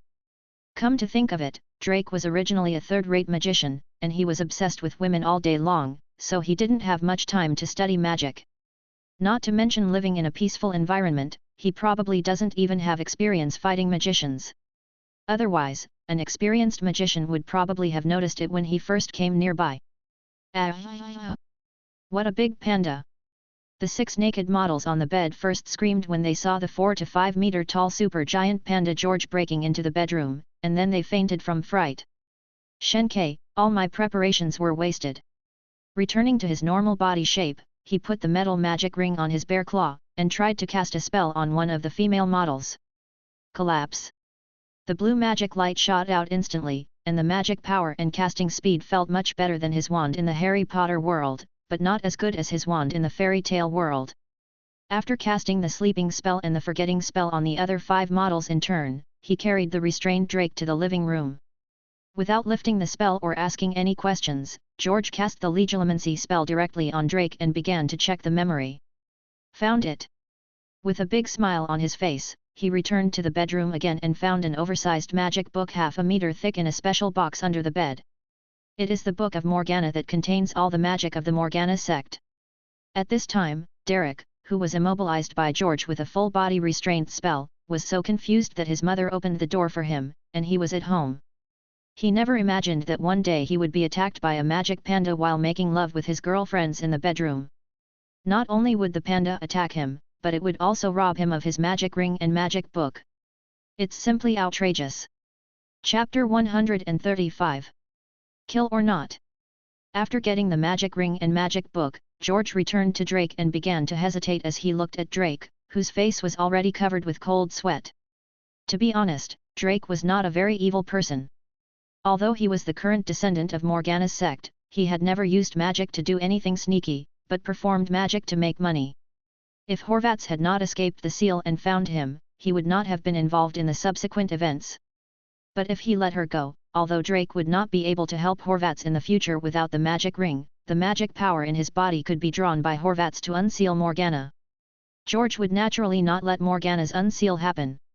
In the original book, the Supreme Merlin David, who was reincarnated at the end, also used the power of science and magic to kill Morgana by chance. If something unexpected happened, it would not end well. Morgana and Merlin are magicians of the same level. It only takes a few moves to defeat Balthazar. If he summons the Death Legion, there will be no chance of defeating him. He himself is not sure. So his plan is to never let Horvaths release Morgana. It is best to wait until he is strong enough to crush Morgana before releasing her, so that he can torture her to find out the spell about the resurrection spell. He can resurrect all the dead legendary wizards to form the Undead Legion for his own use. How could he miss this high-end necromancy magic? Boy, do you want to die or live? After removing Derek's full-body binding spell, George controlled the kitchen knife to fly out and put it on Drake's neck. Drake immediately knelt on the ground. Master Panda, don't kill me, I want to live, I want to live. If you want to live, agree to one condition of mine, then I will let you come back in a year at most. George continued to transmit the voice. Drake nodded without thinking. As long as you don't kill me, I will agree to 10 or 100 conditions, and I can give you all my property. He is not stupid. In his opinion, magic rings, magic books and all property are outside of his body. He knows how to make magic rings, and he can make another one in a year or two. He hasn't read the Book of Morgana for a long time, and the magic he has learned now is enough to make him the world's top magician. As for wealth, it doesn't matter. At worst, he can earn it again when the time comes. As long as he is alive, he can regain these in a few years. If he is dead, he will lose everything. I don't want your property, but I will imprison you for a period of time, from a few months to a year. You must teach me all the magic you know in the Book of Morgana within this year, and then I will let you go back. George found a small box nearby and began to cast the traceless extension spell on the box. The magic knowledge in the Book of Morgana is a new system, so it is not easy for him to learn. Although Drake is a rookie, he still has some magic foundation, which can help him get started quickly. After killing Horvats and releasing him, he will not be afraid that his magic power will be used to unseal Morgana. All at your discretion, all at your discretion. Drake just wants to save his life first, so he agrees to whatever George says. After all, in his eyes, George is a panda, not a human. If he dares to negotiate, it is not impossible to be beaten to death on the spot. Seeing that Drake is so obedient, George is also very satisfied. He asked him to pack his clothes and food, call to find a reason to cancel all the schedules for the next year, and then threw him into the box. Throwing the box into the newly opened dressing space, he did not immediately check the Book of Morgana, but cast the tracking spell again. Direction appearance David Stewart. As the golden arrow slowly appeared, he spread his wings again and flew out. It is still uncertain when Balthazar and Horvats will unseal, so he has to find the reincarnated Supreme Merlin first. As long as he finds the reincarnated Supreme Merlin, no matter when Balthazar and Horvats unseal, they will definitely come. At that time, he can take the opportunity to build a good relationship with Balthazar and see if he can learn the magic in the Book of Merlin. Drake is a rookie after all, so it is okay to teach him the basics, but if he wants to really learn the magic of this world, he still needs to find a top magician like Balthazar as a teacher. Following the arrow, George found David, who was sleeping soundly in an old 6-story apartment building in a short time. It seems that he hasn't appeared yet. After thinking carefully, he used the unlocking spell to open the window, then quietly flew into the house and landed beside David's bed. After thinking about the story he was going to make up next, he patted David's head gently. "Child, wake up, wake up." The telepathy directly transmitted the sound to David's brain and woke him up from his sleep. "Who is calling me?" David opened his eyes dazedly, and when he saw the panda head above his head, he couldn't help but blink. "Am I dreaming about the panda?" "No, I'm right in front of you, you're not dreaming." George also blinked. After being stunned for 5 seconds, David opened his mouth to scream, but George silenced him with a word magic of silence. After he calmed down a little, he lifted the mute magic and said, "Don't be afraid, I have no ill intentions, I just want to ask you for help." "Help, what can I do for you? You got lost in the zoo, do you need me to take you back?" David leaned against the wall and asked stutteringly. Pandas are cute. If they were in the zoo, he would definitely take a few more photos, or even take a group photo. But if one day he suddenly woke up from his sleep and found a panda appeared at the head of his bed and could talk, it would not be so cute, and it would even be a little scary. "I don't need you to take me to the zoo, Druid, do you know?" George pulled the chair next to him and sat down to explain. "Actually, I am a magician. I became a panda because of practicing special Druid magic. I came to you in the hope that I could remove this magic through you and become a human again. I know the Druid in the game. But it's useless for you to find me. I don't know magic and can't help you return to human." David replied helplessly. If he hadn't had that experience 10 years ago, he would definitely not believe what George said. But he had witnessed the battle between the two magicians 10 years ago, so he did not doubt George's words too much, but he could do nothing to help. "You are the reincarnation of Merlin, the legendary supreme magician, you can do it." George used his superpowers to control the Merlin dragon ring on the table to float up, and then put it in David's hand. Chapter 136, Meditation Method for Immortality. "What about the reincarnation of Merlin, what about the supreme magician? I don't understand what you are talking about." David swallowed, reached for the dragon ring that had been with him for 10 years, and couldn't help but shake his head when he remembered the words of the antique shop magician. He is living a good life now and no longer wants to have anything to do with the so-called mysterious magician. Well, let me tell you a story. This was told to me by a very old magician. George didn't care about David's answer. His purpose was to find a reason to get in touch with David and stay with him so that he could get in touch with the great magician Balthazar behind him. In 740 AD. So you have this dragon ring. It should be that Balthazar has been finding the reincarnation of Merlin. No, I think you must have made a mistake. It was just an accident. David still doesn't believe that he is the reincarnation of Merlin. George shook his head. It's useless if you don't admit it, sooner or later the magicians sent by Morgana will find you and kill you. I can protect you, as long as you become the Sorcerer Supreme, help me undo my current transformation and let me restore my human body. Kill me, it shouldn't be a big deal, right? David couldn't help but shrink his pupils. He was only 19 years old and he didn't want to die. Yes, it's very cruel. They will use magic to tear your body apart piece by piece, and they will continue to use magic fire to burn your soul for 365 days, making your life worse than death. Until the soul dissipates. George kept scaring David, and waited until his body was shaking a little before asking. What do you think of this deal?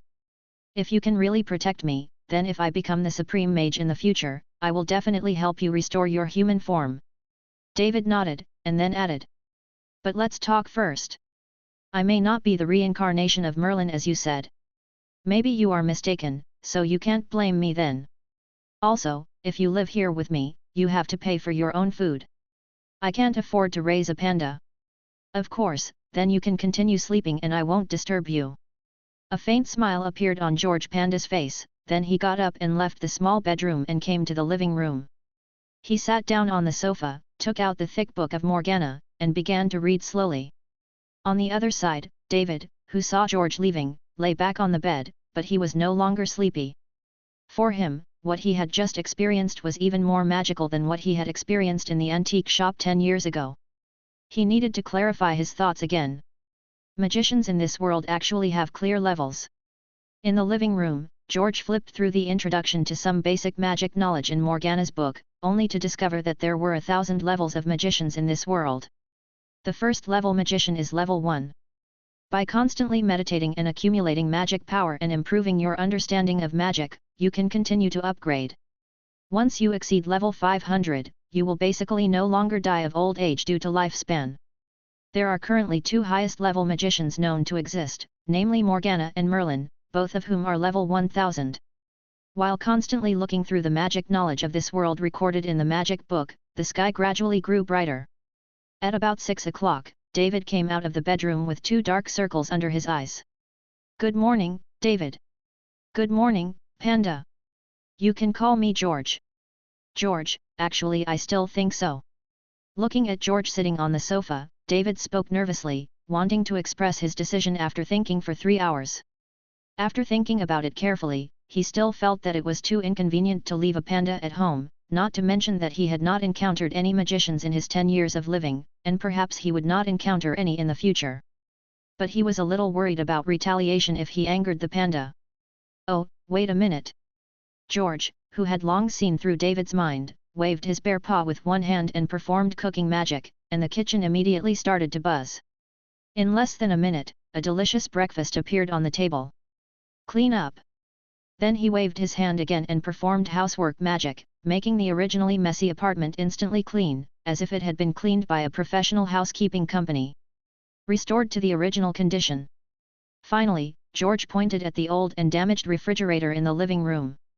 Under the influence of the repair spell, the refrigerator was not only completely repaired, but also as brand new as if he had just bought it. After doing all this, he asked David. By the way, David, what did you just want to say? No. It's nothing. I mean, would it be uncomfortable for you to sleep on the sofa? How about I buy you a new bed? David looked at George with bright eyes and said. After just a while, he suddenly felt that keeping George here was definitely a very good thing. If there is a magician attacking him in the future, George can protect him. If not, it doesn't matter. Where can he find a panda who can help him with breakfast and housework and repair appliances? It's great to have pandas. No, I will stay in this box most of the time from now on. You carry the box with you. If you are in danger, open the box and call me. George took out the box that contained Drake from the dressing room, opened it, and squeezed in. David looked at George, who was so big, and squeezed into the small box that was less than the size of a palm. His eyes widened, and he went forward to pick up the box and looked at it in disbelief. Magic! It's really magical! At this moment, his longing for magic that had been dormant for many years seemed to slowly revive in his heart. After breakfast, David put the box in his pocket and began to walk to the university he attended. At this time, George also found Drake in the box and asked him to help him learn the magic knowledge and principles of this world. In this way, a week passed in a flash. David was not attacked by Horvats, and Balthazar did not come, indicating that the two were still entangled in the seal. However, after this week of getting along, his relationship with David has improved a lot, and the magic system of Morgana's school can be regarded as a preliminary entry. He learned the meditation method used by magicians in this world to improve the magic level, and also learned the Morgana ring. Get up! In the box, George suddenly opened his eyes, and his surroundings were immediately surrounded by red flames. Then his hands kept changing, and a ring with special runes began to appear around him, and finally formed a special circular magic circle. This magic circle is the Morgana ring. As long as the magician stands in the Morgana ring, whether it is meditation or learning and practicing spells, the efficiency will be greatly improved. Chapter 137. Mimicry Magic. On the 10th day after George's new clone appeared, his clone panda was learning mimicry magic with Drake in the box. This is the magic that Drake is best at, and it is also the magic that made him become the world's top magician. To be honest, after a simple introduction, George felt that this magic had some similarities with the transfiguration spell in some aspects.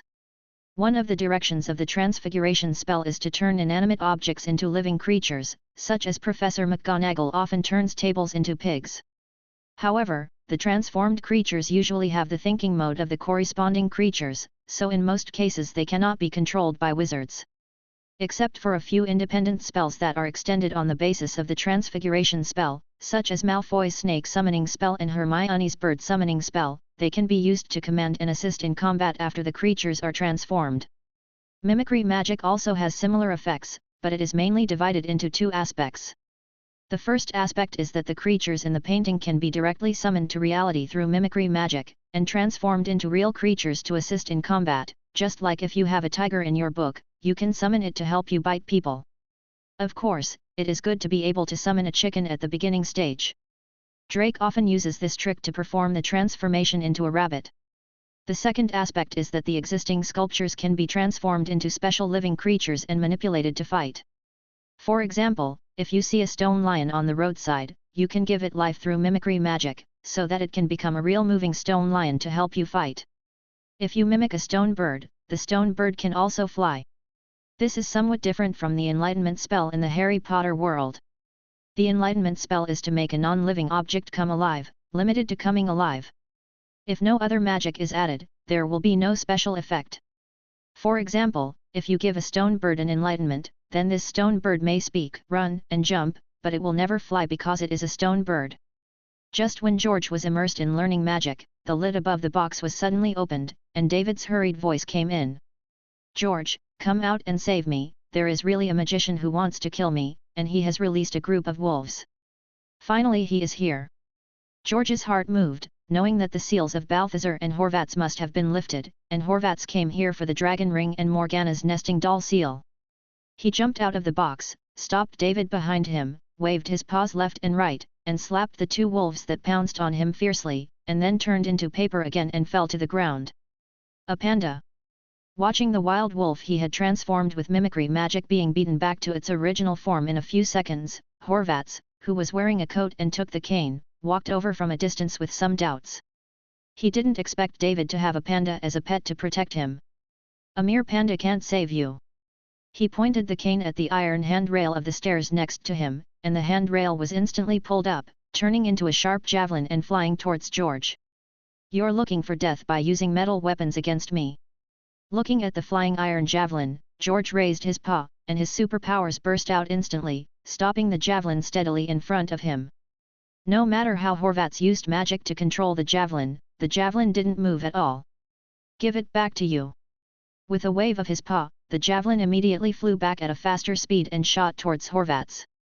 Seeing the javelin reflected back, Horvath's face changed slightly, and with a wave of his cane, the powerful force immediately made the javelin deviate from its original trajectory and pass by him.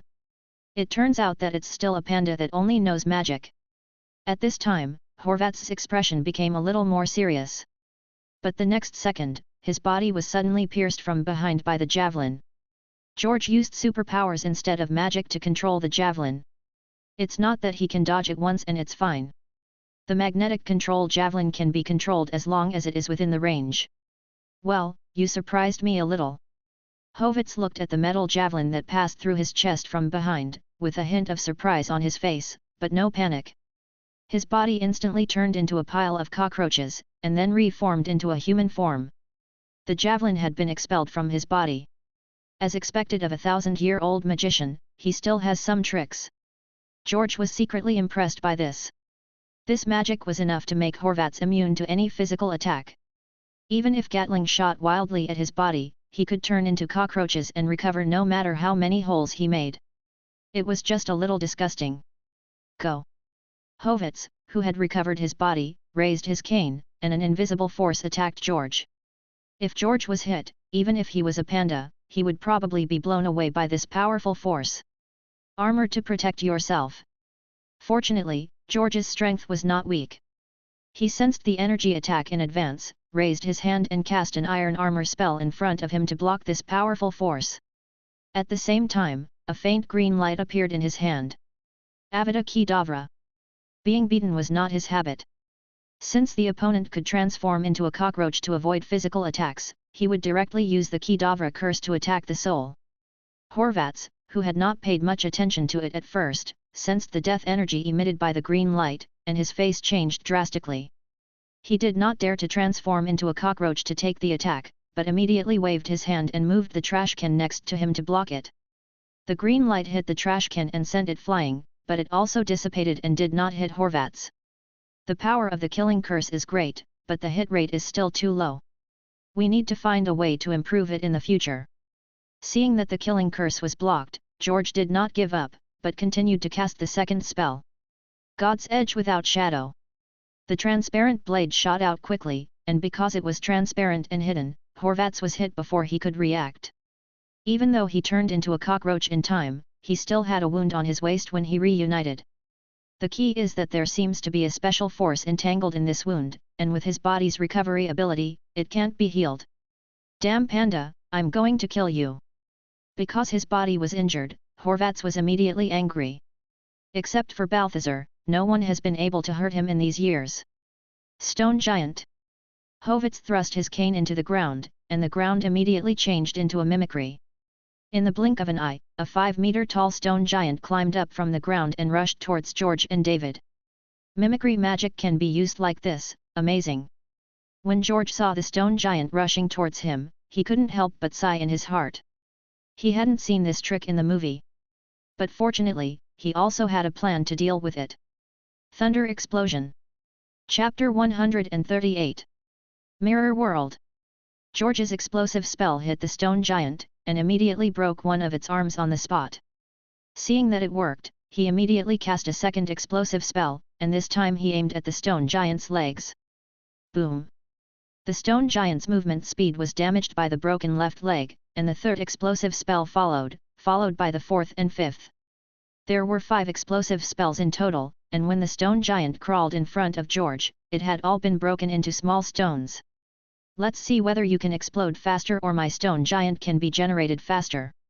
However, just as George solved the first stone giant, Horvath pulled out the second one. He believed that as a top magician of 1,000 years, with a magician level of more than 700, the total amount of magic power in his body must be more than that of a magic panda. He didn't believe that this panda could break 3 or 4, and even 8 or 10. Want to compete with me in magic power? Seeing the second stone giant attacking again, George couldn't help laughing secretly in his heart, but the explosive spell in his hand did not stop. In terms of total magic power, he is not as good as Horvat's, who has 1,000 years of magic power, but his wizard bloodline recovers magic quickly. Even if he keeps doing this until dawn, his magic power will not be consumed much. Consumption is, what he is least afraid of is this kind of tug of war. Boom. Boom. Boom. Boom. Continuous explosion spells sounded, and stone giants collapsed one after another. Horvat's gradually found something wrong. He mimicked the stone giant, but it consumed a lot of magic power. The magic of the opponent to blast his stone giant should not be much different. Why did he feel that his magic power was not enough, and the opponent was still calm? It seemed that he was not in a hurry at all. At this moment, an eagle cry suddenly came from behind him. He turned his head and looked behind. A huge steel eagle was falling from the sky and attacking him. Standing on the steel eagle was his mortal enemy Balthazar. Wait for me. Attacked from both sides, there was no chance of winning if he stayed here at this time. He stretched out his hand and pointed at the glass of the store behind. Mirror world. Then he jumped into the mirror and disappeared. This magic looks great. Watching Horvat's escape from the mirror, George did not chase him. This old magician has many tricks. Don't rush to chase him and you will get into trouble. All the magic that Horvat's just used is called Mirror World. It is recorded in the Book of Morgana. It is a very high-level space magic. You can use the mirror as a medium to enter a completely opposite mirror world. This magic has a wide range of uses. It can be used to escape. After hiding in the mirror world, if the general enemy does not understand space magic, it is basically impossible to continue to chase. And you can find a mirror in the mirror world at any time and return to the real world. So it can also be used for sneaking in. For example, you can first enter the mirror world, and then reach the target location near the opposite mirror world, and find a place with a mirror to get out. The last thing is to trap people. Push the enemy into the mirror world. As long as all the nearby mirrors are smashed, the enemy must find a place with a mirror in the mirror world before he can escape with the mirror. Let this guy escape. The metal giant eagle landed, and Balthazar jumped off it. Looking at Horvat's, who had already disappeared in the mirror, a little regret appeared on his face. Then he looked at David and then at George. Just now I saw a large number of policemen rushing over in the air. Let's get on my giant eagle first and have a good chat after we leave here. You are the magician who gave me the ring 10 years ago. David walked out from behind George and recognized Balthazar at a glance. George jumped onto the giant eagle first and answered with his psychic ability. Of course, no problem. Balthazar's attainments in mimicry magic are not inferior to Horvat's, and this metal giant eagle George looks very good. He plans to put more similar giant metal statues around the school after he has mastered the mimicry magic, so that if an enemy comes, he will be beaten by the statues first. That's fine with me. Seeing George on the giant eagle, David also followed and sat next to George. Because of George's life-saving grace just now, he now trusts George more. Balthazar looked at George, who looked like a panda, and although he was full of doubts, he immediately controlled the giant eagle to fly quickly. He had lived for more than 1,000 years and had seen extinct fire dragons, but it was the first time he had seen a panda that could use magic and communicate with people spiritually. But it was obvious that this panda was David's friend and was on their side, which was a good thing. The giant eagle carried 2 people and a bear and flew at high speed, and soon arrived at the top of a building, which was also the tallest building when George first began to observe this world. Jumping off the giant eagle and standing on the rooftop of the building, the 2 people and the bear began to communicate. 10 minutes later, Balthazar said, "So George, you turned into a bear because of special magic, and you want David to help you turn back in the future, right?" "That's right, after all, it is said that you have been looking for Merlin's reincarnation. David is carrying the dragon ring, so he must be Merlin's reincarnation. Of course, if you can help me recover, I will be very grateful." George replied with his psychic ability. Balthazar looked at George carefully and finally shook his head. "Sorry, I can't help you. I can't see any traces of transformation magic on you. Maybe you really need the strength of my teacher to help you change back to your original shape." He didn't lie, he really couldn't tell, as if George was originally a panda, so he could only shake his head regretfully. However, he could sense that George had very powerful magic power in his body. Although it was not as good as him, he was still considered a master, probably at over 300 levels. But he was a little surprised to be able to contend with Horvath's, who was over 700 levels, for so long. Let me tell you first, I really don't want to be involved in similar dangers. I may not be able to help you. At this time, David spoke. He was just an ordinary college student who loved physics and didn't want to experience another chase like just now. In response to David's rejection, Balthazar did not make any rational statement, but nodded. Yes, as long as you help me get the sealed Matryoshka doll and seal Horvath's again, then I will no longer disturb your peaceful life. Otherwise, even if we leave you, Horvath will come to trouble you again. You are the reincarnation of Merlin and will become the most powerful magician. He will not stop until he kills you. He had long seen that David had not lost his dragon ring in the past 10 years, and he must still be thinking about magic. As long as he used magic to seduce him a little later, he was not afraid that David would not be tempted. So now it's just a delaying measure. Chapter 139. Chinatown Magical Melee. Okay, I'll help you, but I threw away that Matryoshka doll when it was in front of the store. David thought for a moment and finally fell into Balthazar's trap. George, who had been watching clearly from the side, did not open his mouth to remind, because he must have hoped that David could fall into the trap, and then he could follow him to learn the magic of the Book of Merlin. Throw it away, let me take a look. Upon hearing this, Balthazar immediately started casting spells. There was a magic mark left by him on the Matryoshka doll, and he could locate it no matter where it was. After a moment, he slowly opened his eyes. It's in the downtown area, probably in Chinatown. We have to get there quickly and we can't be beaten by Horvath. Why not use your hawk? Seeing that Balthazar did not control the giant eagle to take them to Chinatown as he did just now, but instead walked towards the stairs of the building, David was also full of doubts.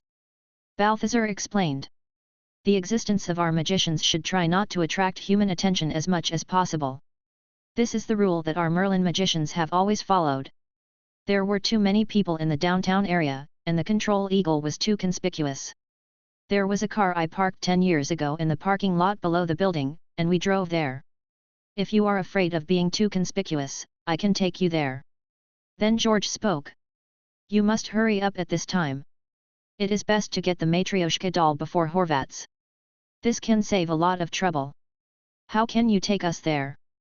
Balthazar and David looked at George with some confusion. The magic circle flashed on George's back, and a pair of big white wings spread out. Of course I'll fly you there. You can actually fly. Looking at George flying in the air, David's eyes almost popped out. He really didn't know that George, a giant panda, could actually fly. After all, he had never seen George fly before. Very good, let's hurry up and get there. Balthazar was also surprised that George could actually fly magic, but he was also very happy because it meant that they could get to Chinatown faster and get the Matryoshka doll. Hanging on to Balthazar and David on the left and right, George quickly flew towards Chinatown. About 20 minutes later, they landed on the roof of a 7-story residential building. You guys wait for me on the roof, and I'll go get the Matryoshka doll back. Balthazar said something to George and David and walked down the stairs. David doesn't know magic yet and can't be of much help, while George's panda body attracts too much attention. Oh, it's so lively here. After Balthazar left, David looked at the red lanterns hanging below and the lively streets, and couldn't help but sigh. Upon seeing this, George replied. Because today is New Year's Day here, which is equivalent to your Christmas. He really didn't notice that it was already the New Year in this world. David had this expression on his face, but then he suddenly said. You are a panda, does that mean you lived in China before? That can be said. George was stunned for a moment, then nodded. There is nothing wrong with the panda coming from China. His soul does not belong to this world, but there is nothing wrong with saying he is from China. No wonder you know them so well. David didn't expect that the giant panda magician turned out to be a magician from China. I've always thought that you are very similar to Po. Have you seen that Kung Fu Panda movie? I've seen it, but I don't know Kung Fu, I only know magic. George shrugged. Just as the two were lying on the roof chatting, they suddenly saw a window 3 floors below suddenly burst, and Balthazar's figure flew out and fell onto the busy street. Then 3 figures jumped down. The leader was Horvath's, followed by 2 magicians, a man and a woman. Balthazar, today is the day you die. This guy is really fast. It seems he just wasted a lot of time chatting on the rooftop. When George saw this, he knew that he should let Horvats find the Matryoshka doll first and release the 2 Morgana magicians sealed in the Matryoshka doll in advance. There is a time travel magic in the Book of Morgana that can recreate scenes from many years ago. Horvath used this magic to find the Matryoshka doll in advance. You stay here, I'll go down and help. George jumped down and spread his wings, went around behind and rushed toward Horvats secretly. The divine edge is shadowless. Capture the thief first and capture the king first. George plans to kill Horvath first, and then the remaining 2 will be easy to handle. However, just as he cast his magic, Horvats turned into a bunch of cockroaches and successfully dodged the divine edge shadowless curse. At the same time, the female magician who looked to be only 17 or 18 years old quickly turned her head and looked into George's eyes, and a strange light suddenly appeared in her eyeballs. You panda, do you think I will be fooled a second time? I already knew you must be around here. Horvath recondensed into his human form and looked at George, who was controlled by the female magician with mental magic, his tone full of pride.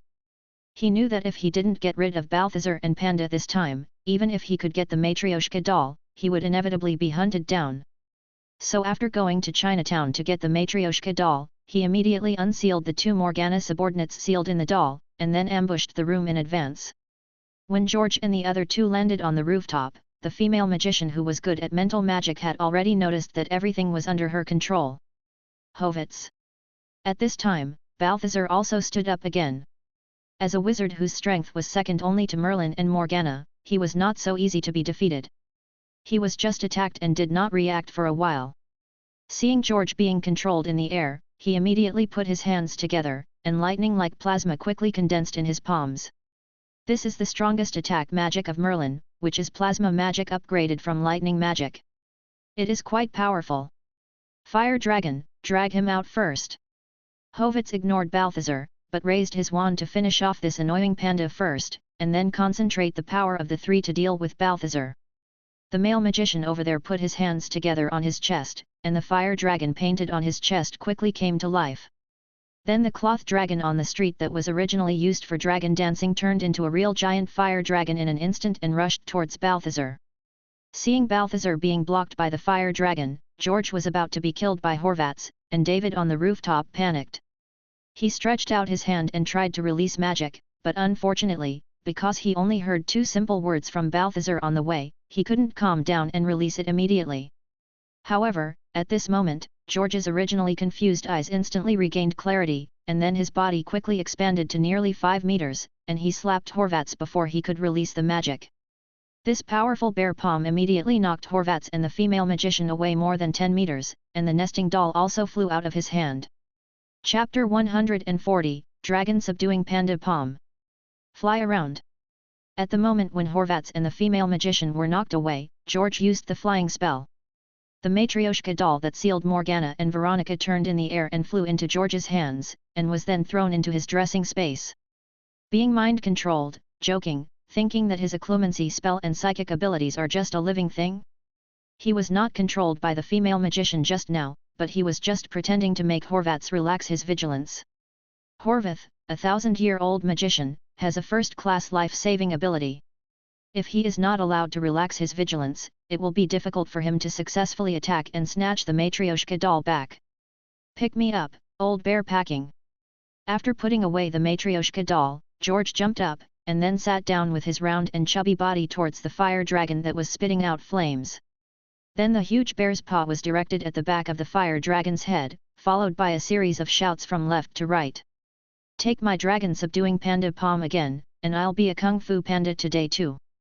The fire dragon was not paying attention for a moment, and was suddenly sitting on the ground.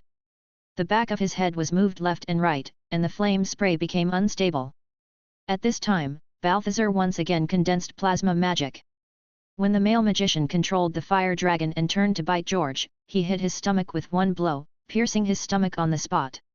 When the male magician was killed, the fire dragon he created naturally dissipated. At this time, the scene turned into a 2-on-2 head-on confrontation. Forget your cruelty, let's go. Horvath stood up and vomited blood.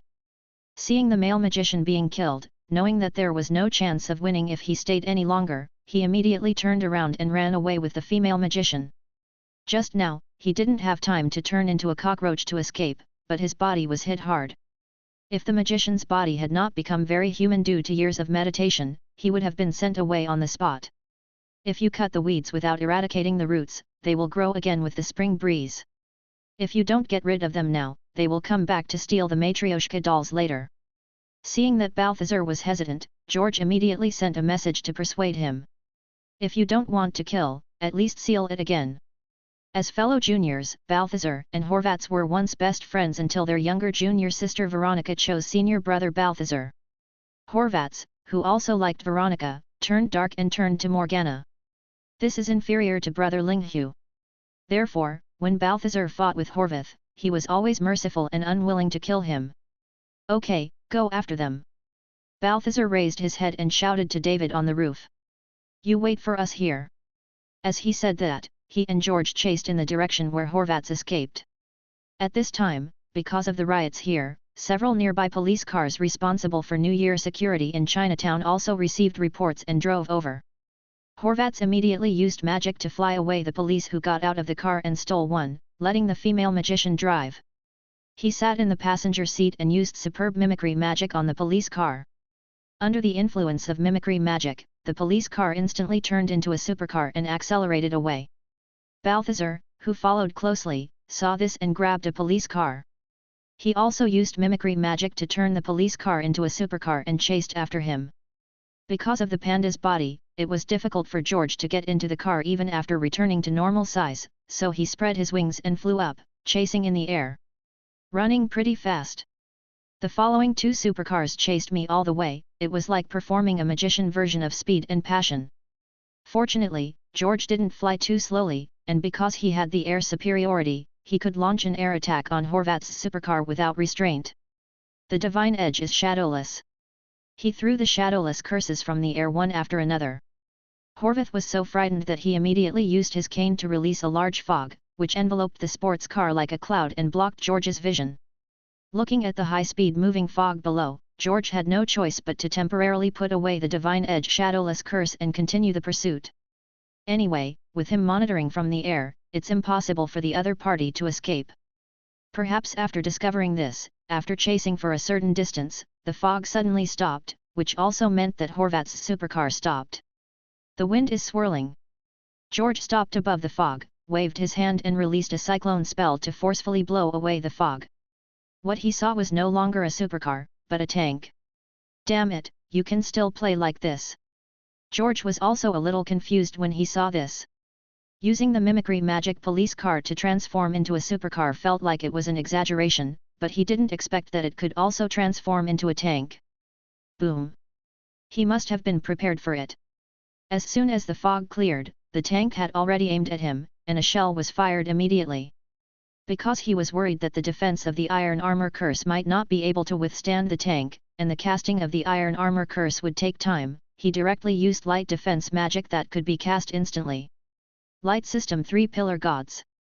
3 light energy pillars appeared out of thin air, and then the sacred white light formed a light magic circle, covering all around George. Yes, it was the 3 pillars of the most powerful light defense magic that Makarov had taught him as an exception before to repair Kroba City. Although he has only just started using it, his defensive ability has far surpassed that of the iron armor curse. The key is all-round defense and the ability to cast it instantly. The only drawback is that maintaining this top-level light magic consumes too much mana, but George is not afraid of consuming mana. The shells completely hit George's triple god, and a loud explosion sounded, but the triple god's defense shield did not even shake. Not to mention the tank shells, even ordinary missiles may not be able to break the triple god's defense. Oh, God, I saw the panda angel. At the same time, the citizens near this street looked at the panda with wings and divine light appearing in the sky, and their eyes widened. Some believers with faith have already started to kneel on the ground with their eyes closed, praying to George in the air. At this time, Balthazar was not idle either. He stopped the supercar and rushed straight to the tank. He pressed the tank with his left hand, and the whole tank turned into petals and scattered on the ground. At the same time, his right hand stretched out, like an invisible big hand grabbing Horvath's Seeing that the situation was not good, Horvats grabbed the female magician next to him to block him, and turned himself into a group of cockroaches, trying to escape to the complex sewers under the city through the sewer entrance on the side of the road. But at this moment, George descended from the sky. Freeze all! In an instant, all the cockroaches that Hotovaz turned into were frozen in place. It was the freezing spell that he had asked Hermione for before, which could be used to freeze small creatures. Hotovaz had used the trick of turning into cockroaches to avoid his attacks and escape several times before, and he was thinking about what spell could be used to break it. Finally, he thought of this freezing spell that was not very powerful, but was specifically used to defeat small creatures. As expected, as a magician, you still need to learn more different spells to calmly deal with various situations. Chapter 141, Matryoshka Sealing Technique. George, give me the nesting doll. Seeing George use magic to freeze the fleeing Horvats, Balthazar hurriedly shouted.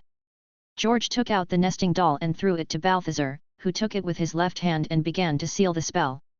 As the spell took effect, the female magician who looked like 18 but was actually hundreds of years old turned into a pile of fine sand and gradually covered the surface of the nesting doll, forming a new layer of nesting dolls with her portrait printed on it.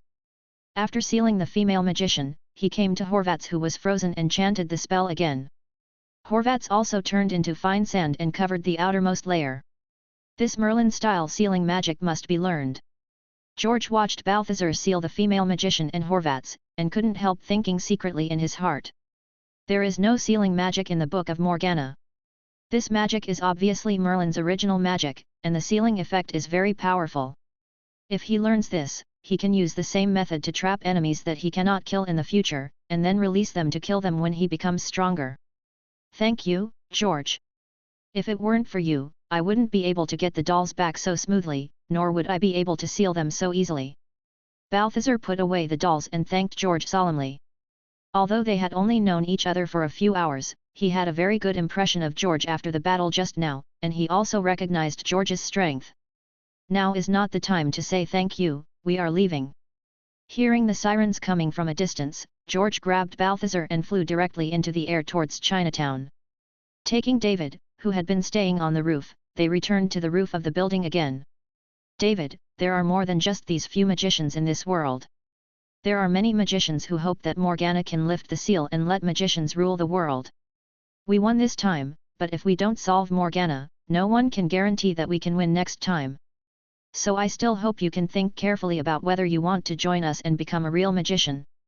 Balthazar took the dragon ring in his hand and asked David with some expectation. George also sent a voice message. David, magic is a very interesting power. I believe you will like it. And I think people still need to master some of their own power. When your family and friends are in trouble, at least you will not be helpless. There are many girls who like capable boys. Balthazar conveyed the big truth to David, talking about saving the world, while George talked about the small truth, talking about the benefits of learning magic.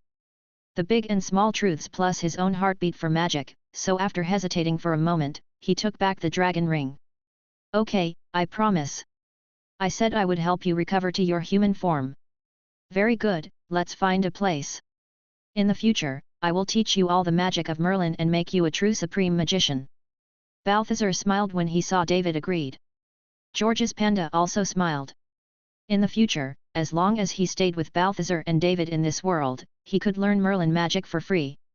I believe that with the threat of Morgana and the friendship of the previous battle, Balthazar would not refuse to guide him. His strength has improved, and he can help more in the final battle to remove Morgana's seal. In the future, his panda body in this world will mainly do two things. The first is to spend a lot of time meditating to improve the magic level. All the physiques and abilities of the clones are shared. As long as this clone breaks through to level 500 and obtains immortality, the main body and other clones will also obtain immortality. In addition, improving the magic level can also increase the magic limit, which will also increase the power of all magic. The second is to study all the magic of this world with Balthazar, David, and others wholeheartedly. He will not miss any of the magic of Merlin and Morgana. Even if he has learned all the magic of this world in the future, he can always maintain meditation and assist in practicing the magic of other worlds, as a clone purely for practicing magic. After all, this world is basically safe and not so busy except for Morgana. I have a place that the professor introduced to me. It was originally a place where the subway turned around, but it was later abandoned. The space is large and hidden, and I often conduct some physical experiments there. After deciding to study magic, David took Balthazar and George to his secret base and began a formal life of studying magic. At the same time, the clone of the fairy tale world also worked hard to learn basic transformation magic in the library. However, in order to improve the efficiency of the school's magic, he carved a Morgana ring on the open space of the library and shared it with all the wizards of fairy tale. Unfortunately, except for Levi, there are basically few people who can sit in the magic ring patiently to read magic books. George, your magic circle is so useful. It can actually speed up my understanding of magic. With Feng Yang's glasses, my efficiency in learning magic has doubled. At 11 o'clock in the evening, Lei Bai finished today's study and stood up from Morgana's ring. Feng Yang's glasses can help with reading quickly, but if you want to understand the knowledge in the magic book, you still have to rely on yourself to slowly comprehend it. But George carved this magic circle in the library. As long as he stood in it, his mind would immediately feel very clear. Whether thinking or learning, it would become very efficient. It's already this time today. We should go back soon. George looked at the time and stood up from the Morgana ring. The fairy tale world was very peaceful during this period. The matter of Natsu, Lucy, and Happy secretly doing the S-level mission was perfectly solved, because not only Grey went there, but Urza also went there. So the S-level mission was naturally completed smoothly. It is said that during this mission, they encountered a demon that was more powerful than the cursed flute last time, and also met Grey's senior who was studying ice modeling magic. Let's go, I guess Sister Myra Jane and the others have already gone back. Levy nodded and walked out of the library with George. At this time in the guild hall, Sarasuk and Dorol were sleeping on the table. These two people couldn't stand reading in the library all the time, but they would wait for Levy to come out every day and then return to the dormitory together. After waking up the two people, the three people and the cat locked the guild gate and walked towards the city center. Shortly after they left, a man with long black hair and a dozen earrings appeared at the guild gate with a smile on his face. Iron Dragon Slayer Magic Iron Dragon Stick. Chapter 142, Attack from the Middle of the Night. The next day, the sun was shining brightly, and George woke up in his luxurious single-family villa. Because he had the best magic wand, he made a very large space equipment some time ago and sold it to a magic shop in the city, making a huge profit. With this money, he directly bought a large luxury villa in Magnolia City. After getting up and washing up, he used cooking magic to make breakfast for himself. After breakfast, he began to practice magic in the large courtyard of the villa. His daily life in fairy tale consists of practicing various magics in his villa in the morning, going to the guild for dinner at noon and chatting with everyone, learning information in real time, and studying magic in the library in the afternoon and evening. Li Huo. George carefully released a blue flame at an isolated area, and then tried his best to control the flame to move and attack. After you feel that you can control it, increase the power of Luo little by little. When you are about to lose control, stop it immediately. The fire spell is an extremely powerful flame magic. Because it has a powerful curse effect, ordinary water flow cannot be extinguished. It will only stop when there is nothing to burn around. As powerful as Grindelwald, he can even burn the entire Paris to ashes with the help of the fire curse. In fact, if George used the current top quality wand to cast the fire curse without any scruples, he could achieve similar results. The only thing where he is not as good as Grindelwald is that although he uses the best wand to enhance the power of the fire curse, he cannot control it so freely. Like now, when the power is not particularly powerful, he can still control the fire spell to disappear according to his wishes. If you use it with all your strength, you can only wait for him to burn out and disappear. He practiced until almost noon, then he walked out of the door calmly, spread his wings and flew towards the guild. And just when he passed through the cathedral and was about to reach the guild next to the East Forest, he saw Natsu, Lucy, Urza, Grey and Happy running towards the guild. Hey Urza, are you back from your mission? After returning from the S-level mission on the Cursed Island, these people began to form a team and go out to perform the mission. This mission has been out for more than a week, and I should have just returned. George, I heard that the guild was attacked, do you know? Urza saw George appearing in the sky and asked quickly. As soon as they returned and walked to the city center, they heard some citizens discussing the attack on the guild. George was stunned for a moment after hearing this. The guild was attacked, no way. I was fine when I came back last night. As he spoke, he sped up and rushed towards the guild. Soon, the messy guild filled with large iron rods appeared in front of him. I was really attacked. Who can be so brave and risk their lives? Fairy Tale is one of the strongest magician guilds in the kingdom, and Makarov of the Holy Ten is also in charge. Isn't this looking for death? Entering the guild together with Urza and the others who were chasing them, the hall was already in a terrible state. Following the stairs to the basement, I found that guild president Makarov and the guild's magicians were temporarily staying in the warehouse next to the basement library. George, you are finally here, waiting for you to repair the guild. Makarov was drinking wine. When he saw George appearing, he immediately waved his hand. Urza, you are back too. We will move up after George repairs the guild. Old man, why are you still so leisurely? What's going on? Natsu ran up with his 7 orifices breathing fire and asked. Makarov waved his hand carelessly. Calm down, it was those guys from Ghost who did it. They were so bored that they only dared to cause damage when no one was in the guild, just like children, ignoring them. Ghost, the ruler of ghosts. There was a look of surprise in George's eyes. He has been in this world for a short time. He often chats with the magicians of the guild at noon. He also has a certain understanding of the guilds of the entire kingdom and some famous magicians. The ruler of this ghost is also a magician's guild, and it is a magician's guild that can rival Fairy Tale in strength. It is said that the creator of Ghost Ruler and the creator of Fairy Tale Guild had conflicts before they founded the guild, so the two guilds have always been very difficult to deal with. The current guild master of Ghost, Joseph Pola, is also one of the 10 holy wizards. However, at the guild gathering 6 years ago, he had a fight with Makarov over who was the strongest guild. After losing, he started fighting again. I have never attended a guild meeting. The entire number of ghost mages is more than 10 times that of Fairy Tale. The number of mages in the guild headquarters alone is several times that of Fairy Tale, and there are more than a dozen branches across the country. Among them, the 4 major elementalists are all S-class magicians. Under the 4 elementalists, there is an Iron Dragon Slayer who is known as the strongest man in the guild. No, I can't accept it. Natsu smashed the box next to him with one punch and said angrily. I'm going to smash their guild to pieces, otherwise I won't be able to swallow this breath. Natsu, calm down. Although Urza next to her was also full of anger, she still calmly restrained the impulsive Natsu with her hands. Okay, that's it for now. George, please help repair the guild. Makarov stood up and jumped off the table. Too much to drink, I need to pee. After Makarov left, Myra Jane came over to persuade. Natsu, don't blame the president. The president is actually angrier than you. It's just that the council strictly prohibits guilds from fighting each other. If it's serious, they will even force the guild to disband. Damn it, they attacked us first. Natsu's face was full of reluctance, and the other wizards in the guild didn't say anything, obviously they were also unwilling. George didn't say much about this, but flew to the first floor and used the repair spell to restore the broken guild to its original state. For this kind of thing, he thinks he should listen to the president.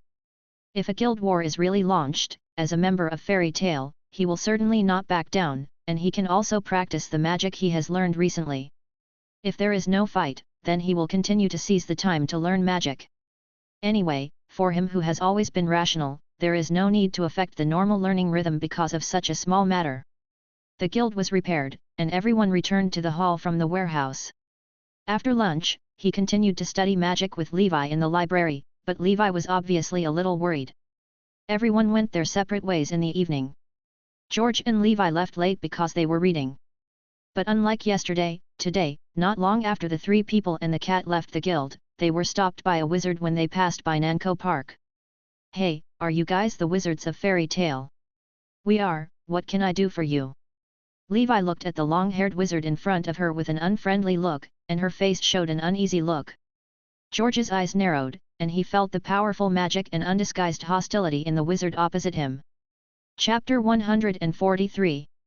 Remember my name, Lord of Ghosts, Iron Dragon Slayer Mage Gajeel. The long-haired mage sneered, and in a flash, he rushed towards the three people and the cat at extremely fast speeds. "You must be the magician who attacked our guild, let me teach you a lesson." Sarasuke activated the magic foot magic and rushed forward faster than the opponent. Then he jumped up and kicked the opponent's long face. Falcon Tianxiang. However, Gajeel on the opposite side had no intention of evading. He just instantly turned his body into a black color like iron, and used his long face to directly receive Sarasuke's magic skills. Ah! A strange scene occurred. When Sarasuke kicked Gajeel in the face, Gajeel did not do anything at all, and his speed did not even change. Instead, Sarasuke was knocked away. Obviously, the strength of the two is not at the same level at all. At this time, Dorol and Lebi also reacted. As a team, the two of them cooperated tacitly. Dorare scattered a seed, and thick vines quickly grew on the ground and wrapped around Gajeel. Immediately after Rebirot Stone, a large stone appeared out of thin air and quickly hit Gajeel, who was entangled in vines. Iron Dragon Slayer Magic Iron Dragon Sword. Unfortunately, these attacks did not pose any threat to Gajeel. His right hand turned into a high-speed rotating steel sword with saw teeth, easily cutting vines and stones to pieces. Before Dole and Lebi could launch another magic attack, he had already reached the top of their heads. Suffer it! Seeing that their magic had no effect, Dorol and Lebi knew it was over. Gajeel, the Iron Dragon Slayer mage of the Ghost Ruler, is no less powerful than an ordinary S-class mage. It is indeed not something that a mage like them can fight against. However, just when Gajeel's attack was about to hit Lebi and Dorol, a voice suddenly sounded. "Stop!" I saw Gajeel's body being frozen in place by that voice. It turned out that George, who had been observing, finally took action. "Iron Dragon Slayer, your whole body and even your magic power are full of the smell of metal." George spread his wings and flew to Gajeel, and said to Lebi and Dole. "You guys, take Sarasuke and step back. I can't hold him down for long." If the attacker were any S-class mage among the Ghost Rulers except Gajeel, he would have immediately taken Lebi and fled to the fairy tale dormitory. Even with the best magic wand in hand, he had no confidence at all against an S-class mage like Urza. But the one who came to attack was the Iron Dragon Slayer mage who was full of metal aura, so he was not afraid. "Okay. George, be careful." Lebi and Dorel quickly pulled Sarasuke, who was knocked to the ground next to him and had yet to recover, and retreated to the back. They always thought that George was not very good at fighting, but they didn't expect that he could actually immobilize the S-class Gajeel. The key point was that they didn't see any trace of George using magic. Interesting, I didn't expect a cat to have such strange magic. Gajeel wanted to move his body, but found that there was an invisible force restricting him, and his expression immediately became a little more serious. "But this little power can't trap you, Mr. Gajeel." The magic power in his body exploded violently, and he used brute force to directly break through the restrictions of George's magnetism. "Go to hell." Although the speed at which Gajeel swung the Iron Dragon Sword was much slower than before due to the obstruction of George's magnetic force, it was still very terrifying and could be avoided by ordinary magicians. "Careful, George." Seeing Gajeel moving again, Delebi and the other three immediately alerted George and prepared to release magic to help. "Go." However, George did not dodge at this time, but raised the cat's paw and waved upward. The force that originally restrained Gajeel's body all acted in one direction. Gajeel took off on the spot like a flying monkey, and was finally pinned 20 meters high in mid-air by George. After a year of development and growth, George's magnetic control has basically reached its limit, which is the power of 1,000 pounds. If we look at the level of mutants, in terms of magnetism alone, they are already at the level of third-level mutants. Such strength is naturally not enough to restrain Gajeel's physical body with S-level strength, but it can easily send Gajeel's body to the sky. There was nowhere to borrow strength in the air, and no matter how strong Gajeel's body was, it was useless, and most of his strength was forcibly destroyed. What a weird magic! Gajeel, who was forcibly held up in the air and unable to move or fall, looked at the cat flying to the same height as himself, and for the first time a solemn look appeared on his face. Normally, if the opponent uses air, floating or other magic to control his body, he can definitely sense it and avoid it. Even if you are really attacked, you can rely on the powerful magic power of your dragon-slaying magic to forcibly get rid of the magic effect. But the current situation is that he can't sense the magic the other party just cast, and he doesn't see any traces of magic. He doesn't even feel the fluctuation of magic power and he is inexplicably hit. Until now, he still hasn't found any trace of magic, let alone cracked it. His body was floating in the air. No matter how he pulled his limbs, he couldn't move or fall down. He was in a very passive situation for a while. If that's the case, then this is the only way. He looked up at George, then took a deep breath, and his mouth bulged quickly. Iron Dragon Slayer magic roar of the Iron Dragon. He thought that as long as he killed the cat on the opposite side that cast a spell to control his body, he could naturally remove this strange magic. Unfortunately, just when his magic was about to spit out, George smiled. Come on, turn around. He had seen Natsu's fire dragon roar, which was powerful enough to directly blast a big hole in the ground. This Gajeel was stronger than Natsu. It was estimated that even if he used the 3 pillars of God, he couldn't defend it, so he simply used magnetism to control his body and forced it to turn around. Gajeel, who was originally standing in the air facing George, immediately turned his body into a flat position with his face facing the sky. And George got a blind spot below him that his head could never see. Gajeel scrambled his limbs, trying to turn around, but he couldn't because he had no leverage. He turned his head and tried to aim his mouth at George, but he couldn't even see George. So in the end, his powerful Iron Dragon roar could only be helplessly shot into the sky, and it ended in nothing. It's my turn. George flew right under Gajeel, using magnetism to control his body so that he couldn't move, and pulled out the top-grade magic wand and aimed it at Gajeel's back. Fainted. Chapter 144. The sleeping spell successfully hit Gajeel, and Gajeel's eyes immediately began to droop. However, as a dragon slayer magician, his body has a special body similar to that of a dragon, and he is highly resistant to magic. In addition, his body has strong magic power and strong willpower. So before my eyelids were closed, they opened again. But George was not surprised by this, and instead waved the wand continuously. Fainted. Fainted. Fainted. Stunning spells were released one after another, until more than 100 stun spells were released. Gajeel finally couldn't bear it anymore, closed his eyes and fell asleep. No matter how high the magic resistance is, as long as it is not magic immunity, quantity can still be effective. The fire dragons in the Harry Potter world also have high magic resistance, but 100 adult wizards can still have the same effect if they use the sleeping spell together. George, you actually subdued the ghost Gajeel. When George came down with the unconscious Gajeel, the 3 of them had not yet recovered from the shock.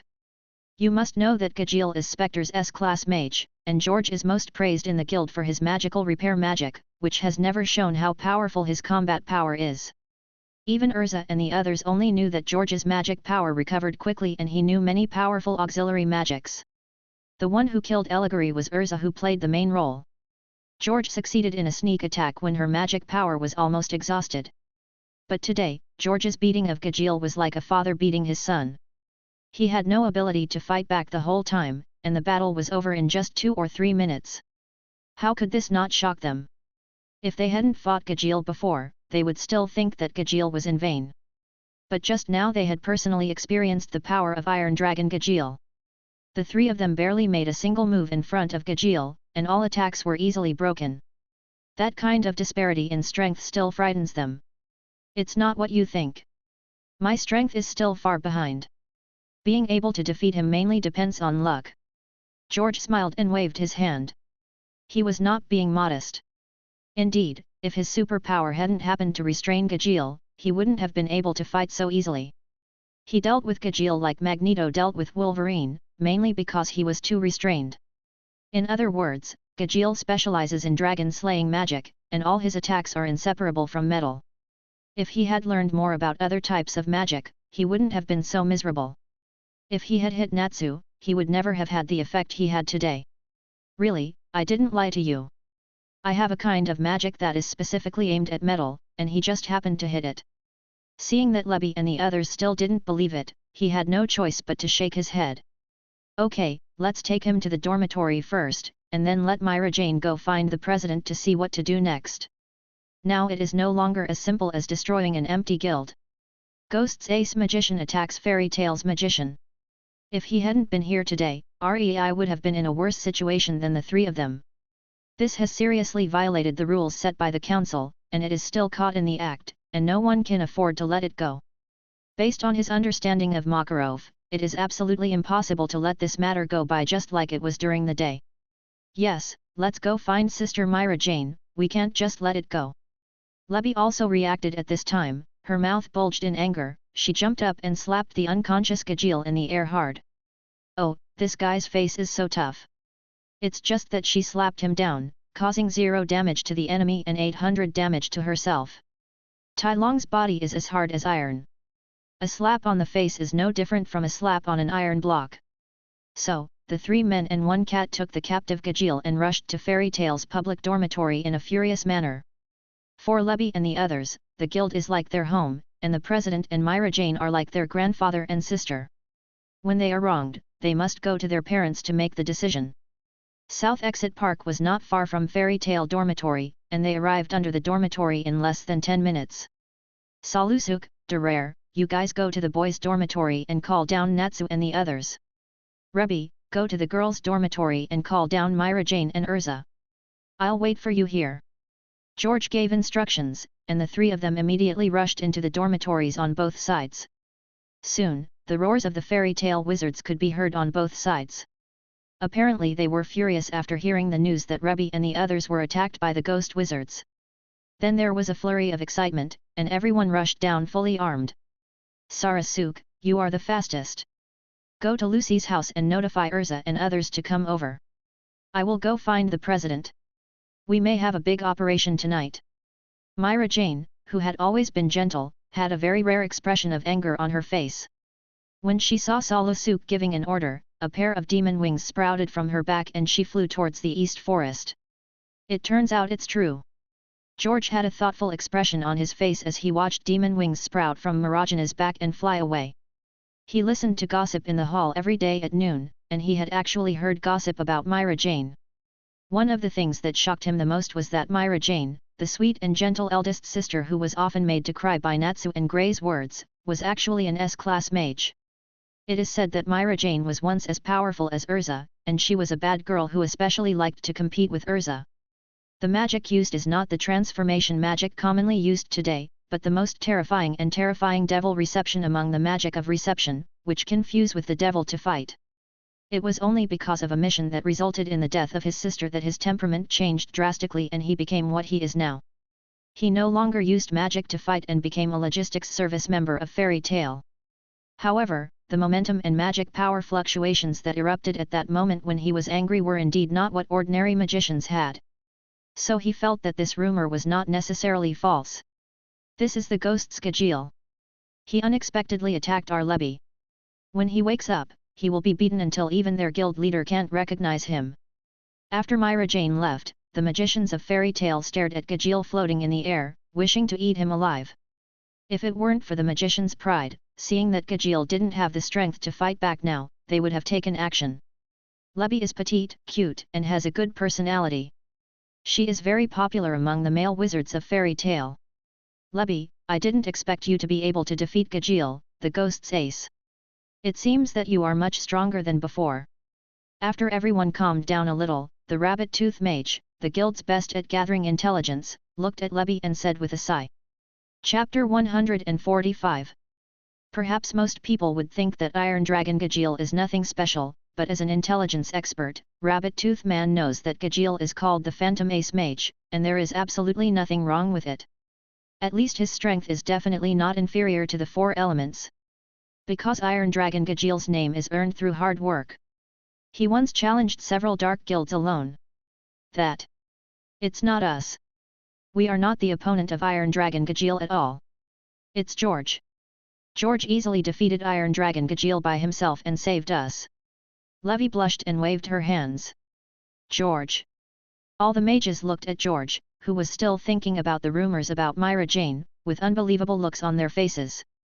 You said that Lebby and the other 2 cooperated tacitly to defeat the S-level Iron Dragon Gajeel. Although they were surprised, they could barely accept it. But they really didn't expect George to defeat Gajeel one-on-one. Just like, can you imagine Happy defeating Natsu? I said it was luck, do you believe it? George saw that everyone was staring at him, and helplessly spread his cat claws. Although he felt that he could barely fight with an S-class like Urza for a while, or even escape, with his top-grade magic wand and various magic and superpowers. But the probability of defeating him was too small. He still had this self-knowledge. But in this situation, it was obviously impossible to explain it clearly, so he could only shut up in the end. In fact, George did not have a clear understanding of his own strength. He did not know now that the S-class of the Fairy Tale Guild was actually different from the S-class wizards of other magic guilds. He felt that the only S-class allegory he had seen was much weaker than Urza. But in fact, the strength of the Death God allegory had surpassed that of many S-class wizards in the Wizard Guild. The main reason was that George had been staying in the guild all the time, and he did not have a clear understanding of the strength of the wizards in this world. His only reference standard was Urza. 15 minutes later, Urza, wearing the armor of heaven, flew over with Natsu in one hand and Grey in the other. Following closely behind were Happy, who spread his wings and held Lucy, and Sarasuke, who ran underground. 20 minutes later, Myra Jane also flew over with the President Makarov. Makarov's angry expression had not faded after landing, and the terrifying magic power in his body was even about to overflow. If it was to smash the guild, I could still tolerate it, but I absolutely cannot tolerate attacking the children of the guild. All fairy tale wizards, listen to the order. Tonight we will officially go to war with the Phantom, and set off now. Go to war! Go to war! Go to war! Hearing that Makarov finally decided to go to war with the Phantom, the fairy tale wizards, who were already full of anger, cheered immediately. Go to war, that's good, now we can finally see the battle between the world's top 10 holy wizards. At this moment, George felt his heart begin to heat up. He has been studying magic in the library all the time, and he only has impressions of many magics in this world. This time, with so many wizards fighting, he can see it with his own eyes. The key is the battle between the 10 saints, which should be very powerful. President, wait a minute, let me take a look at his memory first. When Makarov was about to take everyone away with a fierce momentum, George stopped Makarov. He felt that the Phantoms had not done such an extraordinary thing for so many years. This time, they suddenly violated the council and attacked Fairy Tale. Is there any conspiracy? So it is safer to use legilimency and psychic abilities to seek Agil's memory first. The Phantoms are as powerful as Fairy Tale, and they have an advantage in numbers, so they can't be too careless. Do you also know memory reading magic? Makarov was stunned when he heard this. Memory-related magic is not so easy to learn. It requires a very high talent, and few people in the entire magic world can use it. Apart from the wizard Master Glade, who he sent undercover to the council, only Thor, one of the 4 elements of the Phantom, is relatively famous in this area. I didn't expect George to be good at this kind of magic. I think learning more different types of magic will always be useful. George reached out to remove Gajil's coma spell, and when he just woke up and his willpower was not firm, he looked into his eyes and cast the soul reading spell. Soul reading. After a moment, George couldn't help but say in surprise. It turned out to be like this. It turned out that he learned from Gajil's memory that the real purpose of the Phantom attacking the Fairy Tale Wizard this time was to capture Lucy, the eldest daughter of the Heartfilia group. Lucy's identity is the eldest daughter of the Heartfilia group, the richest in the kingdom. She ran away from home because she didn't want her father to marry her for business. The ruler of the Phantom accepted the commission of Lucy's father and came to attack Fairy Tale. However, according to Gajil's memory, the ruler of the Phantom was not really for the mission. Instead, he wanted to capture Lucy to control her father, annex the entire Lockhart group's wealth, and expand the guild. Of course, it would be even better if he could get rid of the Fairy Tale Guild at the same time. Iron Dragon's Roar. When Gajil woke up, he saw a group of Fairy Tale wizards around him and was about to release magic, but was hit into the ground by the enlarged fist of the President Makarov. Boy, be honest. Makarov knocked Gajil unconscious with physical force, and looked at George and asked. Did you find any useful information? Yes. George immediately told Makarov the memory he read. When everyone heard that Lucy was the daughter of the Lockhart group, they were also surprised and widened their eyes. Lucy's usual style really doesn't look like the eldest daughter of the group. Yes, I'm sorry, it's because of my willfulness that the guild was attacked. After Lucy knew that everything was caused by her father, she showed a guilty look on her face. She liked Fairy Tale very much, and her current life and companions here very much, but she didn't expect to bring such a big trouble to the guild. It's the same even if you're not here. The ghosts are attracted by your family's money, and they don't get along with the guild. George comforted casually. This is also true. In his opinion, the Lucy incident is just a fuse. Without Lucy, there might be Lu Dong, Liu Bei and the like. Anyway, sooner or later, there will definitely be a fight. What are you talking about, Lucy? Since they dare to mess with us, just beat them all down. Natsu bumped his fists together, with an excited smile on his face. But you really don't look like a young lady. Hey! Happy raised his cat paw and agreed. I'm asking for monthly tickets at the end of the month. I'm going to burst my liver these days. Chapter 146. Let's fight. Let's fight. Lucy, don't be afraid. Our fairy tale is the strongest guild. We will help you beat the ghosts and the others to pieces in a moment. Protecting the eldest lady is what a man should do. Lucy, I'm still waiting to be the first to read your novel, but don't just give up. You are a member of our strongest team, and you have to make your own decisions about your own life. None of the fairy tale wizards had any complaints because of Lucy being the trigger. Instead, they all comforted Lucy.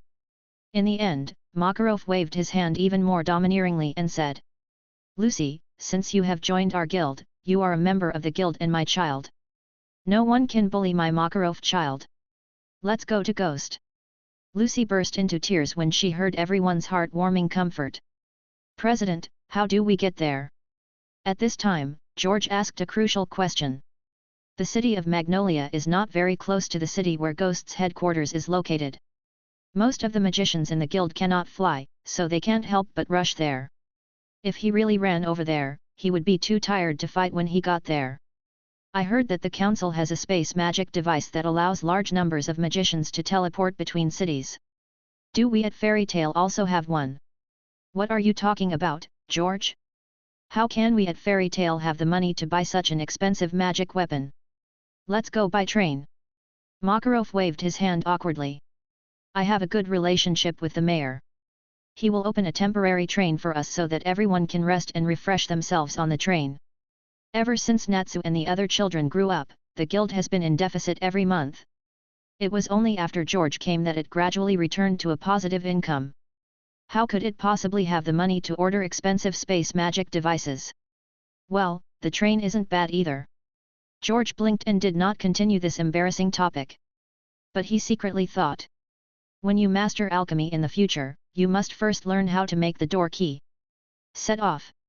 Makarov waved again, and everyone rushed towards the train station. Even Myra Jane, who had stopped fighting, followed this time. Mainly because I was worried about leaving Myra Jane alone in the guild so she wouldn't run into any danger. As for Gajeel, who was physically knocked unconscious by Makarov, he was naturally brought with him on the train. This was irrefutable evidence of a ghost attack. When the train started, Natsu immediately entered motion sickness mode, while George used a levitation spell to help him float in mid-air to relieve the trouble of motion sickness. What he didn't expect was that Gajeel, who had been knocked unconscious, also fell into motion sickness after waking up. Something seems wrong. Seeing Gajeel getting motion sick, George immediately became suspicious, and then looked at Myra Jane. Mirajan, is Laxus carsick? I don't know about this, but I've never seen Laxus in a car.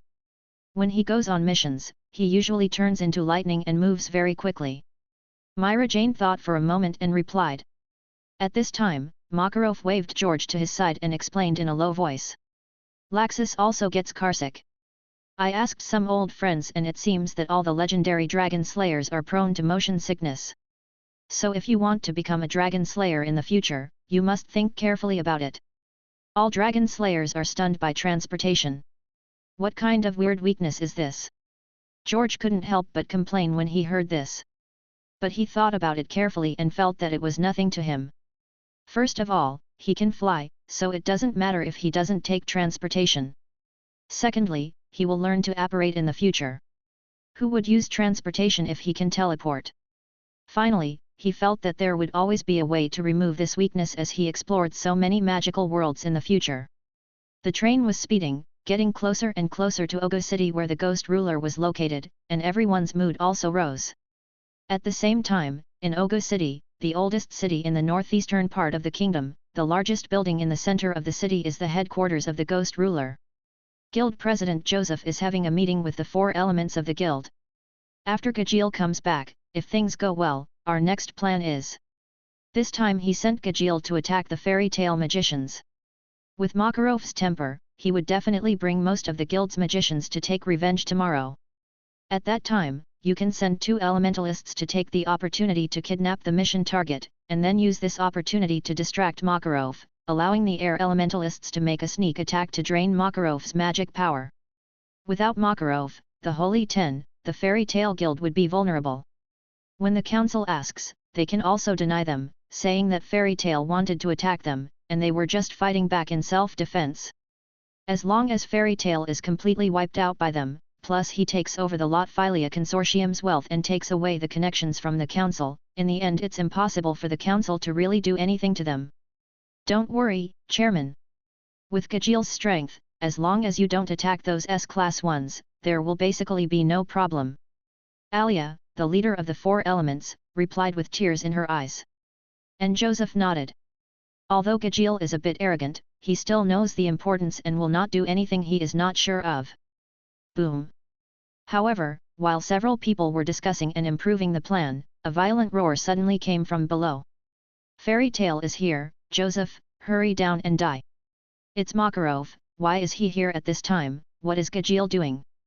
Hearing Makarov's roar, Joseph stood up. The plan has changed, I will fight with Makarov in a while, Arya should not take action and hide in the dark, and wait for the right time to attack. Others should focus on dealing with other fairy tale wizards. In the guild hall downstairs, seeing the fairy tale wizards break into the hall, the phantom wizards who were drinking in the hall that was more than 10 times larger than the fairy tale guild hall immediately stood up and killed them. So the big melee began. Flame magic purple skynet. Pipe magic illusionary smoke iron fist. Bullet magic electric shock cannon. Painting magic ambitions runaway. Wooden model shy love dam. In addition to the magic of Urza and Natsu, George finally saw the magic of other fairy tale wizards with his own eyes today. Although the power is not particularly outstanding, they all have their own characteristics. And in the current situation, basically every wizard of fairy tale can beat more than a dozen wizards of Spectre. Like Urza and Natsu, it is like they have turned on the unparalleled power, and there is no enemy wherever they go. This also made him understand why fairy tale has such a small number of people, but it can be called one of the most powerful wizard guilds in fairy tale. It is completely on the elite route. Chapter 147. The Terrifying Holy 10. George and Myra Jane did not participate in the battle. After explaining to Makarov how to defeat Gajeel, he was arranged to guard the unconscious Gajeel with Myra Jane. Gajeel is the evidence that the Phantom took the initiative to attack Fairy Tale. The Phantom cannot take him back, otherwise the people from the council will come to investigate and explain it clearly. Of course, Lucy and Happy are indispensable. Lucy is a celestial spirit wizard. The battle is to summon celestial spirits to fight. She has no attack power. And because most of her celestial spirits have more personality, they don't like to listen to her command to fight, and they are free to play. So usually after she summons the celestial spirits, she will consciously hide behind and cheer. Not to mention Happy. In addition to assisting Natsu in flying, his attack power is not as good as Lucy with bare hands. Beat him! Beat him! Good job, Natsu! Come on, everyone, pay attention to safety. Watching the Phantom Wizards being knocked down one by one, Myra Jane, Lucy and Happy acted as the atmosphere group together. Urza, Natsu, and Grey, follow the president, don't let him go up alone. At this time, George was analyzing the battle results to see which wizard's magic could be the priority to learn later. Seeing Makarov slap the ghost wizards who blocked his way away, and then went straight up the stairs to the second floor, he hurriedly shouted to Urza and the other 2 who were already excited. So far, none of the ghosts President Joseph and the 4 elementalists have appeared, and they are probably all on the second floor. Makarov is indeed strong, but the ghost president is also a saint. If the ghost president doesn't want to be a bitch, and unites the 4 elementalists to beat Makarov when Makarov goes up, it will be dangerous. If Makarov is defeated by the beating, the balance of victory will tilt, and Fairy Tale will no longer have the advantage. It's better not to be too wasteful in such a guild war. After all, there are 4 S-class wizards on the Spectre side, while Fairy Tail only has Urza, an S-class wizard today, and Myra Jane is unable to fight due to psychological problems. Although Natsu and Grey are not bad in strength, they are not S-class after all. He found that the wizards of Fairy Tail are good in everything except that they are easy to get excited when fighting, which causes the situation to get out of control sometimes, causing large-scale unnecessary damage and losses. And George saw that the president who seemed mature and stable at ordinary times was actually the most reckless one. According to his thinking, he could actually hand Gajeel over to the council first, and the council would punish the Spectre. At worst, he could also call back the S-class Mystagon and Laxus.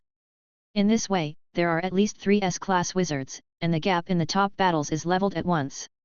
However, since Makarov dared to come to the door like this, he must have a certain confidence. He estimated that Makarov's strength is much better than Joseph, which can level the gap in top combat power. Anyway, it is impossible that he is not an S-class wizard because of the addition of him. He has already told Makarov the reason for defeating Gajeel. Because George used the amplification spell when he shouted, the sound was very loud. Urza, Natsu, and Grey were pulled back to normal at once, and then the 3 of them went straight to the president. Let's go and see. Seeing Urza and the other 2 chasing after them, George also controlled Gajeel to follow with Myra Jane, Lucy, and Happy. The battle below is not a big problem. It is only a matter of time to win. It mainly depends on the battle above. In fact, the battle above is the key to determining the outcome of this guild war. If Makarov wins, then Fairy Tail wins. If he loses, then it is useless for the following to win. A Saint level 10 wizard is enough to sweep all the wizards below. Joseph, I need you to give me an explanation, otherwise I will make you like 6 years ago.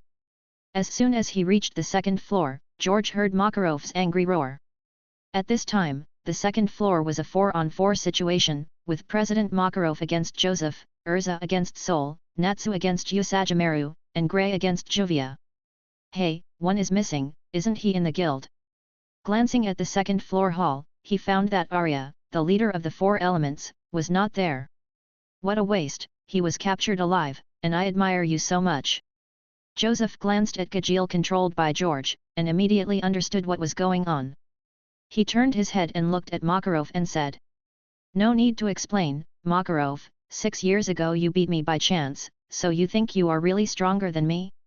Today I will not only kill you, but also kill all the wizards of your Fairy Tail, so that the Fairy Tail Guild will completely disappear from this world. Let everyone know that our Phantom Ruler is the strongest wizard guild. Since this is the case, then die." Makarov's fist instantly grew bigger, and then he punched Joseph. That powerful force seemed to be able to smash a mountain. Such an attack can't hurt me. Facing Makarov's powerful attack that could knock out an S-class wizard, Joseph showed a sneer on his face, and actually condensed the magic power on the surface of his body into a fist to punch him. Makarov was not surprised that Joseph could block his attack, and he knew Joseph's strength very well. "Let's go up there and fight, if you don't want your guild to be completely scrapped." As he said this, he punched through the top of the guild, and then used his powerful magic to float himself up to the sky above the guild. At their level, even if they don't learn flying magic, it's not a big problem to use magic to float themselves. However, Makarov didn't want to fight with Joseph in the guild, not because he was worried about damaging the Phantom Guild, that was none of his business. He was worried that the battle between the two would be too powerful, and fighting on the 2nd floor might affect the mages on the 1st floor. Joseph smiled strangely when he heard this, and he didn't refuse, and also used magic to float himself up. "I knew you would do this." In fact, he had long guessed that Makarov would definitely propose a decisive battle in the air for the safety of the Fairy Tail mages below. So he let Arya hide and ambush above the guild in advance. Boom! The 2 saints rose to the air to confront each other, and before they started to cast magic, the collision of magic power alone had already caused changes in the weather above the city's sky, and the sound of lightning and thunder continued to sound. If an ordinary wizard stood near them at this time, it is estimated that pure magic suppression would make them unable to move. Is this a wizard of the Saint 10 level? George below stared at the 2 presidents above, and his heart was actually quite shocked. He thought Urza was already very strong, but he didn't expect Saint 10 to be even more exaggerated. Dark Beam. Joseph, who was good at dark death magic, launched the attack first, and the powerful dark energy turned into countless beams and hit Makarov directly. Light array. One after another, the holy light magic array lit up, and the equally terrifying light energy burst out from the magic array. Makarov's light magic is no worse than Joseph's dark death magic. Death storm. Light explosion. One after another, dark death magic and light magic collided above the city. Just the aftermath of the magic had made all the buildings below tremble. All the residents of the city were awakened from their sleep, and after discovering that it seemed that Fairy Tale and Phantom were fighting, they immediately ran out of the city. Chapter 148. Super Magic, I Want to Learn. It turns out that the attack of light magic is so powerful. George couldn't help but sigh in his heart when he saw that Makarov had tied with Joseph without using giant magic and relying only on light magic. The power of light magic in the early stage is not great.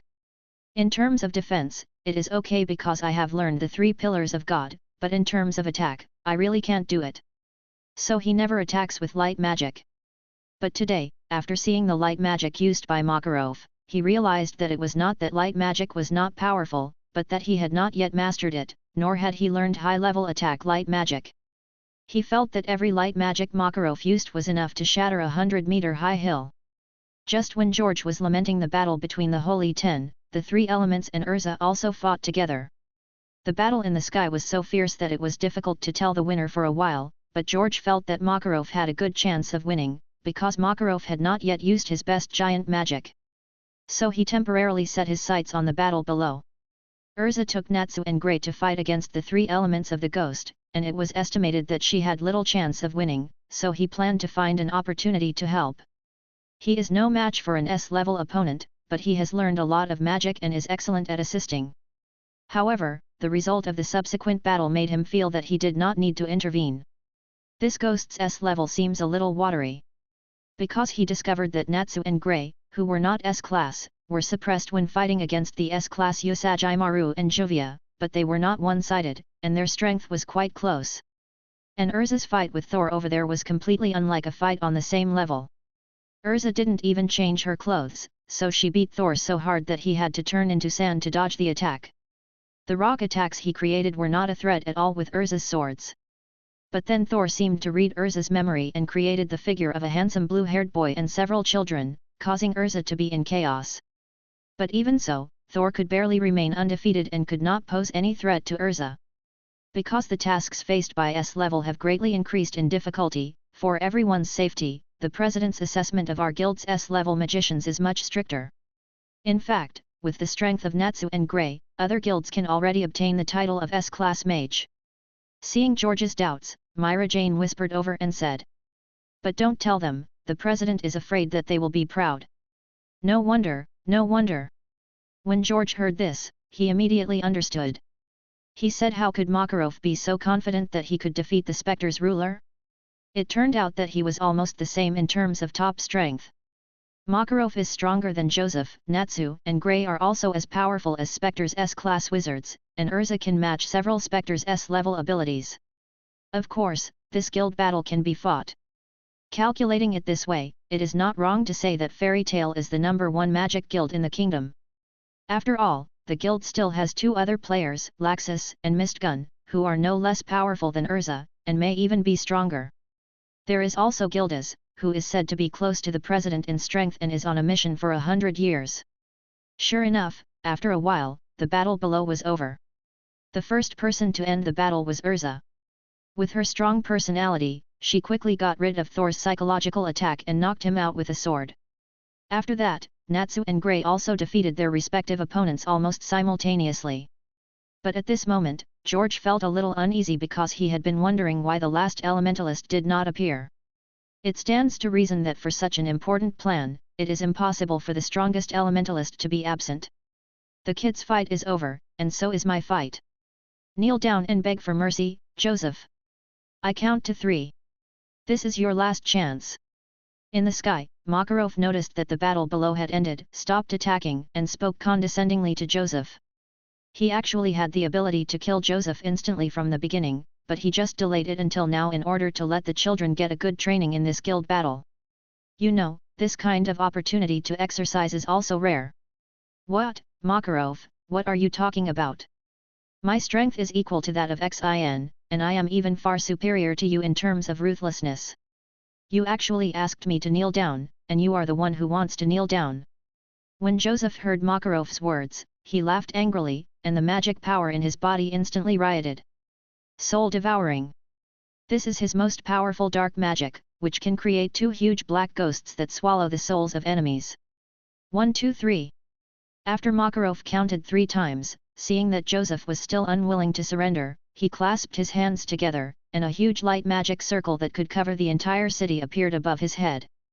Before the magic was activated, the 2 giant black ghosts created by Joseph were directly purified by the terrifying light magic around Makarov. Fuck, what kind of magic is this?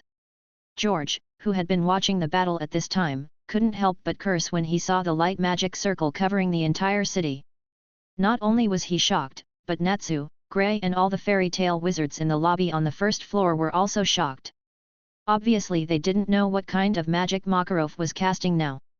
At this time Myra Jane smiled and explained. This is the strongest magic of the President, created by the first generation of presidents. It uses sacred light to defeat darkness. The caster only destroys the target identified as the enemy. It can be called the legendary unique super magic, the Law of the Fairy. Light super magic, the Law of the Fairy, I want to learn. George is now very glad that he has learned light magic first and has a good foundation in light magic. He knew that there must be a reason why President Makarov minored in light magic. Sure enough, it turned out to be to pass on the light super magic created by the first generation of presidents. President, be careful. However, just as everyone was amazed by the light super magic that Makarov was about to cast, a green-clothed strong man with a blindfold and crying non-stop suddenly appeared behind him. So sad, there is finally a flaw, airspace destroy. He saw his hands clasped together, and the unique magic circle lit up. Makarov, who was casting the Law of the Fairy, suddenly changed his face, and the magic power in his body quickly dissipated, and the light magic circle that had just formed in the sky also disappeared. Oops, I was careless. He didn't expect that when he was fighting with Joseph, there would be a magician hiding around to attack him. If it wasn't for the last negligence, a magician of this level would not be able to withstand his punch. Kill him!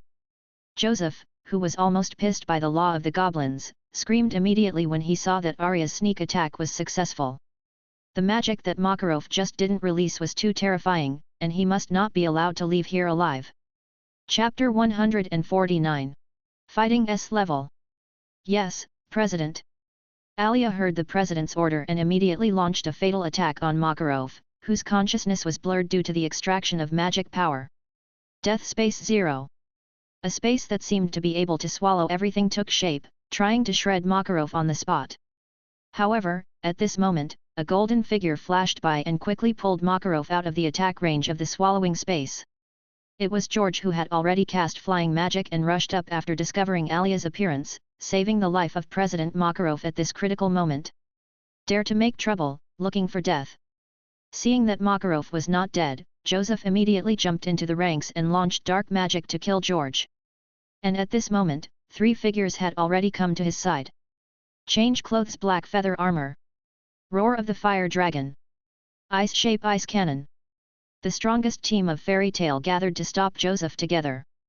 After George rescued Makarov, he immediately flew down and handed him to Myra Jane.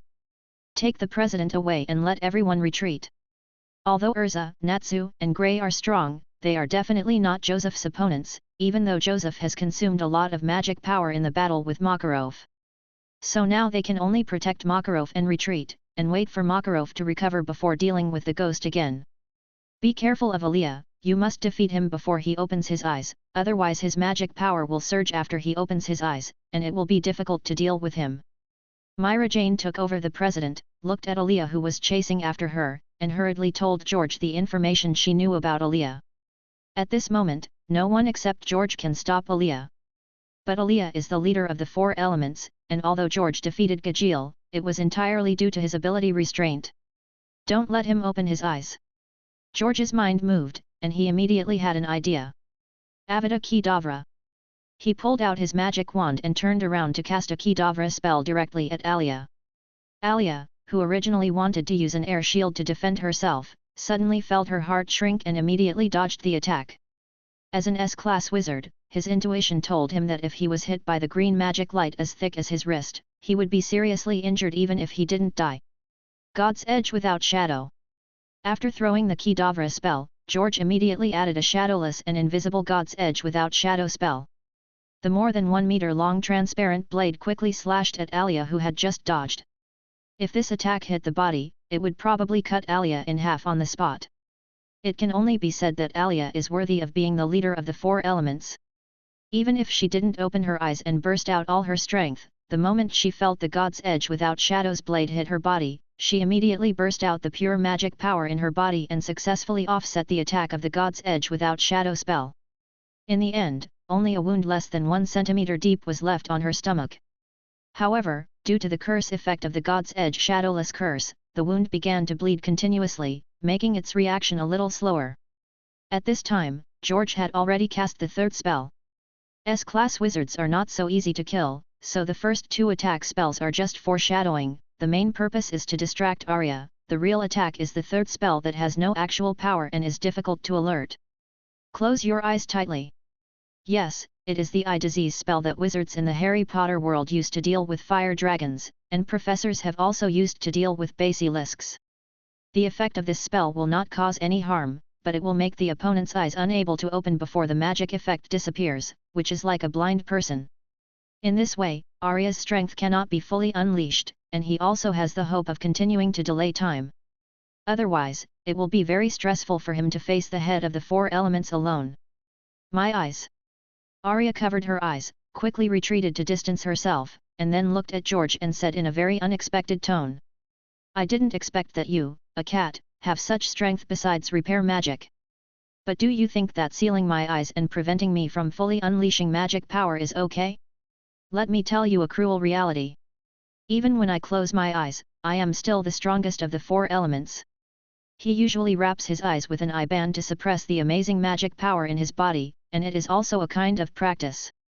Although the opponent's magic prevents him from unleashing all his magic power, it has no effect on his normal output. He usually fights with his eyes closed and relies on the air to sense his opponent. Let me save you, sad little cat. He pushed his hands in the direction of George, and magic circles appeared one after another, and dense air cannons bombarded George. Armor protects. George immediately waved his wand and cast the iron armor spell to protect himself. In other worlds, because of the magic wand, his iron armor spell's defense is far less than that of the 3 pillars of light. But in this world, with a magic wand that is nearly 20 times more powerful, his armor spell defense is better than the 3 pillars. Air cannons bombarded George's armor spell, causing it to tremble, but it remained strong and did not break. Oh no, it's gone. When the air cannon's attack ended, George looked at Alia's position again, but found that she had disappeared, and his face suddenly changed. At the same time, Alia's proud voice sounded from behind him. Let you taste the same pain as Makarov. It turns out that Alia has the magic of invisibility, and she had quietly flown behind George when she launched the air cannon attack. Now she was going to repeat her old trick to dissipate the magic power in George's body. Airspace destruction. Alia clasped her hands together, and the strange magic circle appeared again. Sorry, I lied to you. The moment Alia's magic was activated, the original frightened expression on George's face disappeared, and his body quickly expanded into a 5-meter-tall super cat, and slapped Alia on the body. He has psychic abilities. As long as the enemy's mind fluctuates, he can detect it no matter how invisible he is. Those just now were just performances to relax Alia's vigilance. With the power of a panda and the amplification of the giant's magic, when the cat's claw fell, Alia was hit and flew towards the guild below. Although it was not fatal, her brain briefly entered a blank stage. Go! While blasting Alia away, George didn't give up. A dozen sharp blades flew out of his backpack in an instant, following Alia. With the body of an S-class mage in this world, his attack had some effect, but at most he was slightly injured, not fatal. Once Alia recovers and becomes defensive, he will be the loser. So while he is sick, kill him. The sharp blade caught up with Alia and cut her neck one after another before she had time to react. In the end, before Alia landed, her head and body had separated, and she died in George's hands. Chapter 150. This is what happens when a sneak attack hurts our president. The moment Alia's body fell to the ground, George shouted loudly with the amplifying spell. The whole audience was shocked. Superpowers are actually a small bug for magicians. Because it is not a system at all, it is more difficult to detect when activated. Normal magic, no matter how hidden it is, will inevitably have magic fluctuations, which can easily be discovered by top magicians in advance. Even if there are magics from different worlds, they still belong to the magic system, and they are more or less similar. But magnetic control is a superpower, and the effect of the superpower does not have any magical fluctuations, so it cannot be detected. If George had used the Death Curse or the Divine Edge Shadowless Curse in his final blow just now, he might not have been able to kill Alia. Even if his mind is blank, his instinct will be to use magic power to defend himself due to magic fluctuations. George actually killed Alia, the head of the four elements. Below, under the leadership of Myra Jane, a group of fairy tale mages who had just withdrawn from the Ghost Mage Guild saw that George actually killed Alia, the leader of the four elements, one-on-one, and each one of them also eyes widened. He also said that he was not strong and that defeating Gajeel was all about luck. Now that even Alia has been defeated, it can't be just luck. George is just too humble. Now we at Fairy Tale will have another S-class mage. George did a good job. He avenged the president. What a relief. Who do they hate the most just now? It wasn't the ghosts Joseph, but Alia who took the opportunity to sneak attack on their president and put him on the line between life and death. When George fights Alia, it's really refreshing to watch. However, they were still fighting and retreating under Mirajana's command. Because even though George killed Alia, Urza, Natsu, and Grey were almost unable to hold on while fighting against Joseph. As the Holy Ten, Joseph was too powerful. Even if Urza was already considered the top among S-class magicians, she would not be a match at all with the help of Natsu and Grey, who were both S-class in real strength. By now, all three of them were covered in wounds, and most of Urza's black feather armor had been broken. It's not easy to fight. After George dealt with Alia, he turned around and saw the fighting situation of Urza and the three of them over there, and he couldn't help but frown. Even if he joins the three of them now to stop Joseph, the result will be a drop in the bucket and not of the same level at all. In particular, Joseph's major is darkness and death magic. Even if his death spell succeeds, it may not kill the opponent. For other magic and superpowers, it is probably a question of whether they can even break through the thick layer of magic defense on Joseph's body. He saw Urza's powerful sword slashing at Joseph, but it was directly caught by the arm condensed with dark magic around Joseph.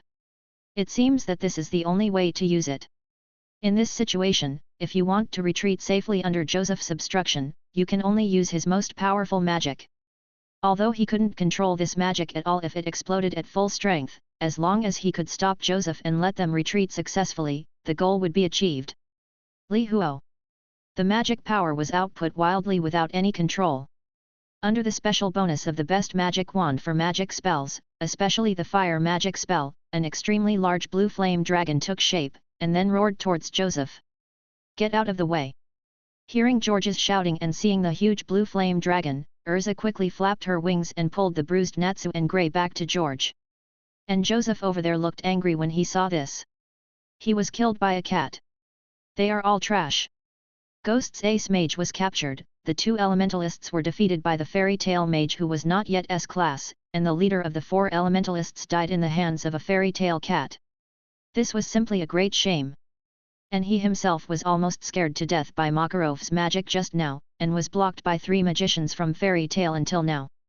Today all the magicians in Fairy Tale must die in order to preserve their reputation as ghosts. Soul devouring. After spending a lot of magic power, he once again released the most powerful magic used in the previous decisive battle with Makarov. 2 giant black ghosts that could swallow souls appeared and opened their mouths to suck at the flying blue dragon. For this kind of flame-shaped magic, his black ghost can be swallowed directly. Unfortunately, what George used was not the fire modeling magic of this world, but the fierce fire with a curse and a certain consciousness. Facing the black ghosts sucking, the blue fierce fire dragon suddenly became furious, opened its mouth and roared again, and bit it fiercely. As soon as the blue sharp fire came into contact with the black ghost, the ghost immediately let out a sharp scream. The 2 powerful energies were stagnant, and it was difficult to tell the winner for a while. The huge dark energy collided with the blue flames, and even the guild below was ignited. The ghost wizards in the guild were so frightened that they immediately fled the guild. How is that possible? Joseph also showed an incredulous expression when his black ghost was entangled in blue flames. He did not believe that the fire magic used by a meerkat could be so powerful. Well done, George, let's take the opportunity to go up and kill that guy and avenge the president.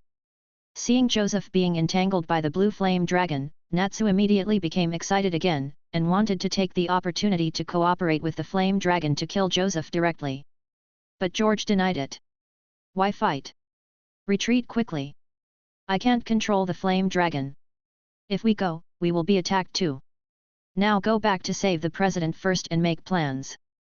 The fierce fire dragon's attack does not distinguish between enemies and friends, and it is impossible to cooperate to defeat Joseph.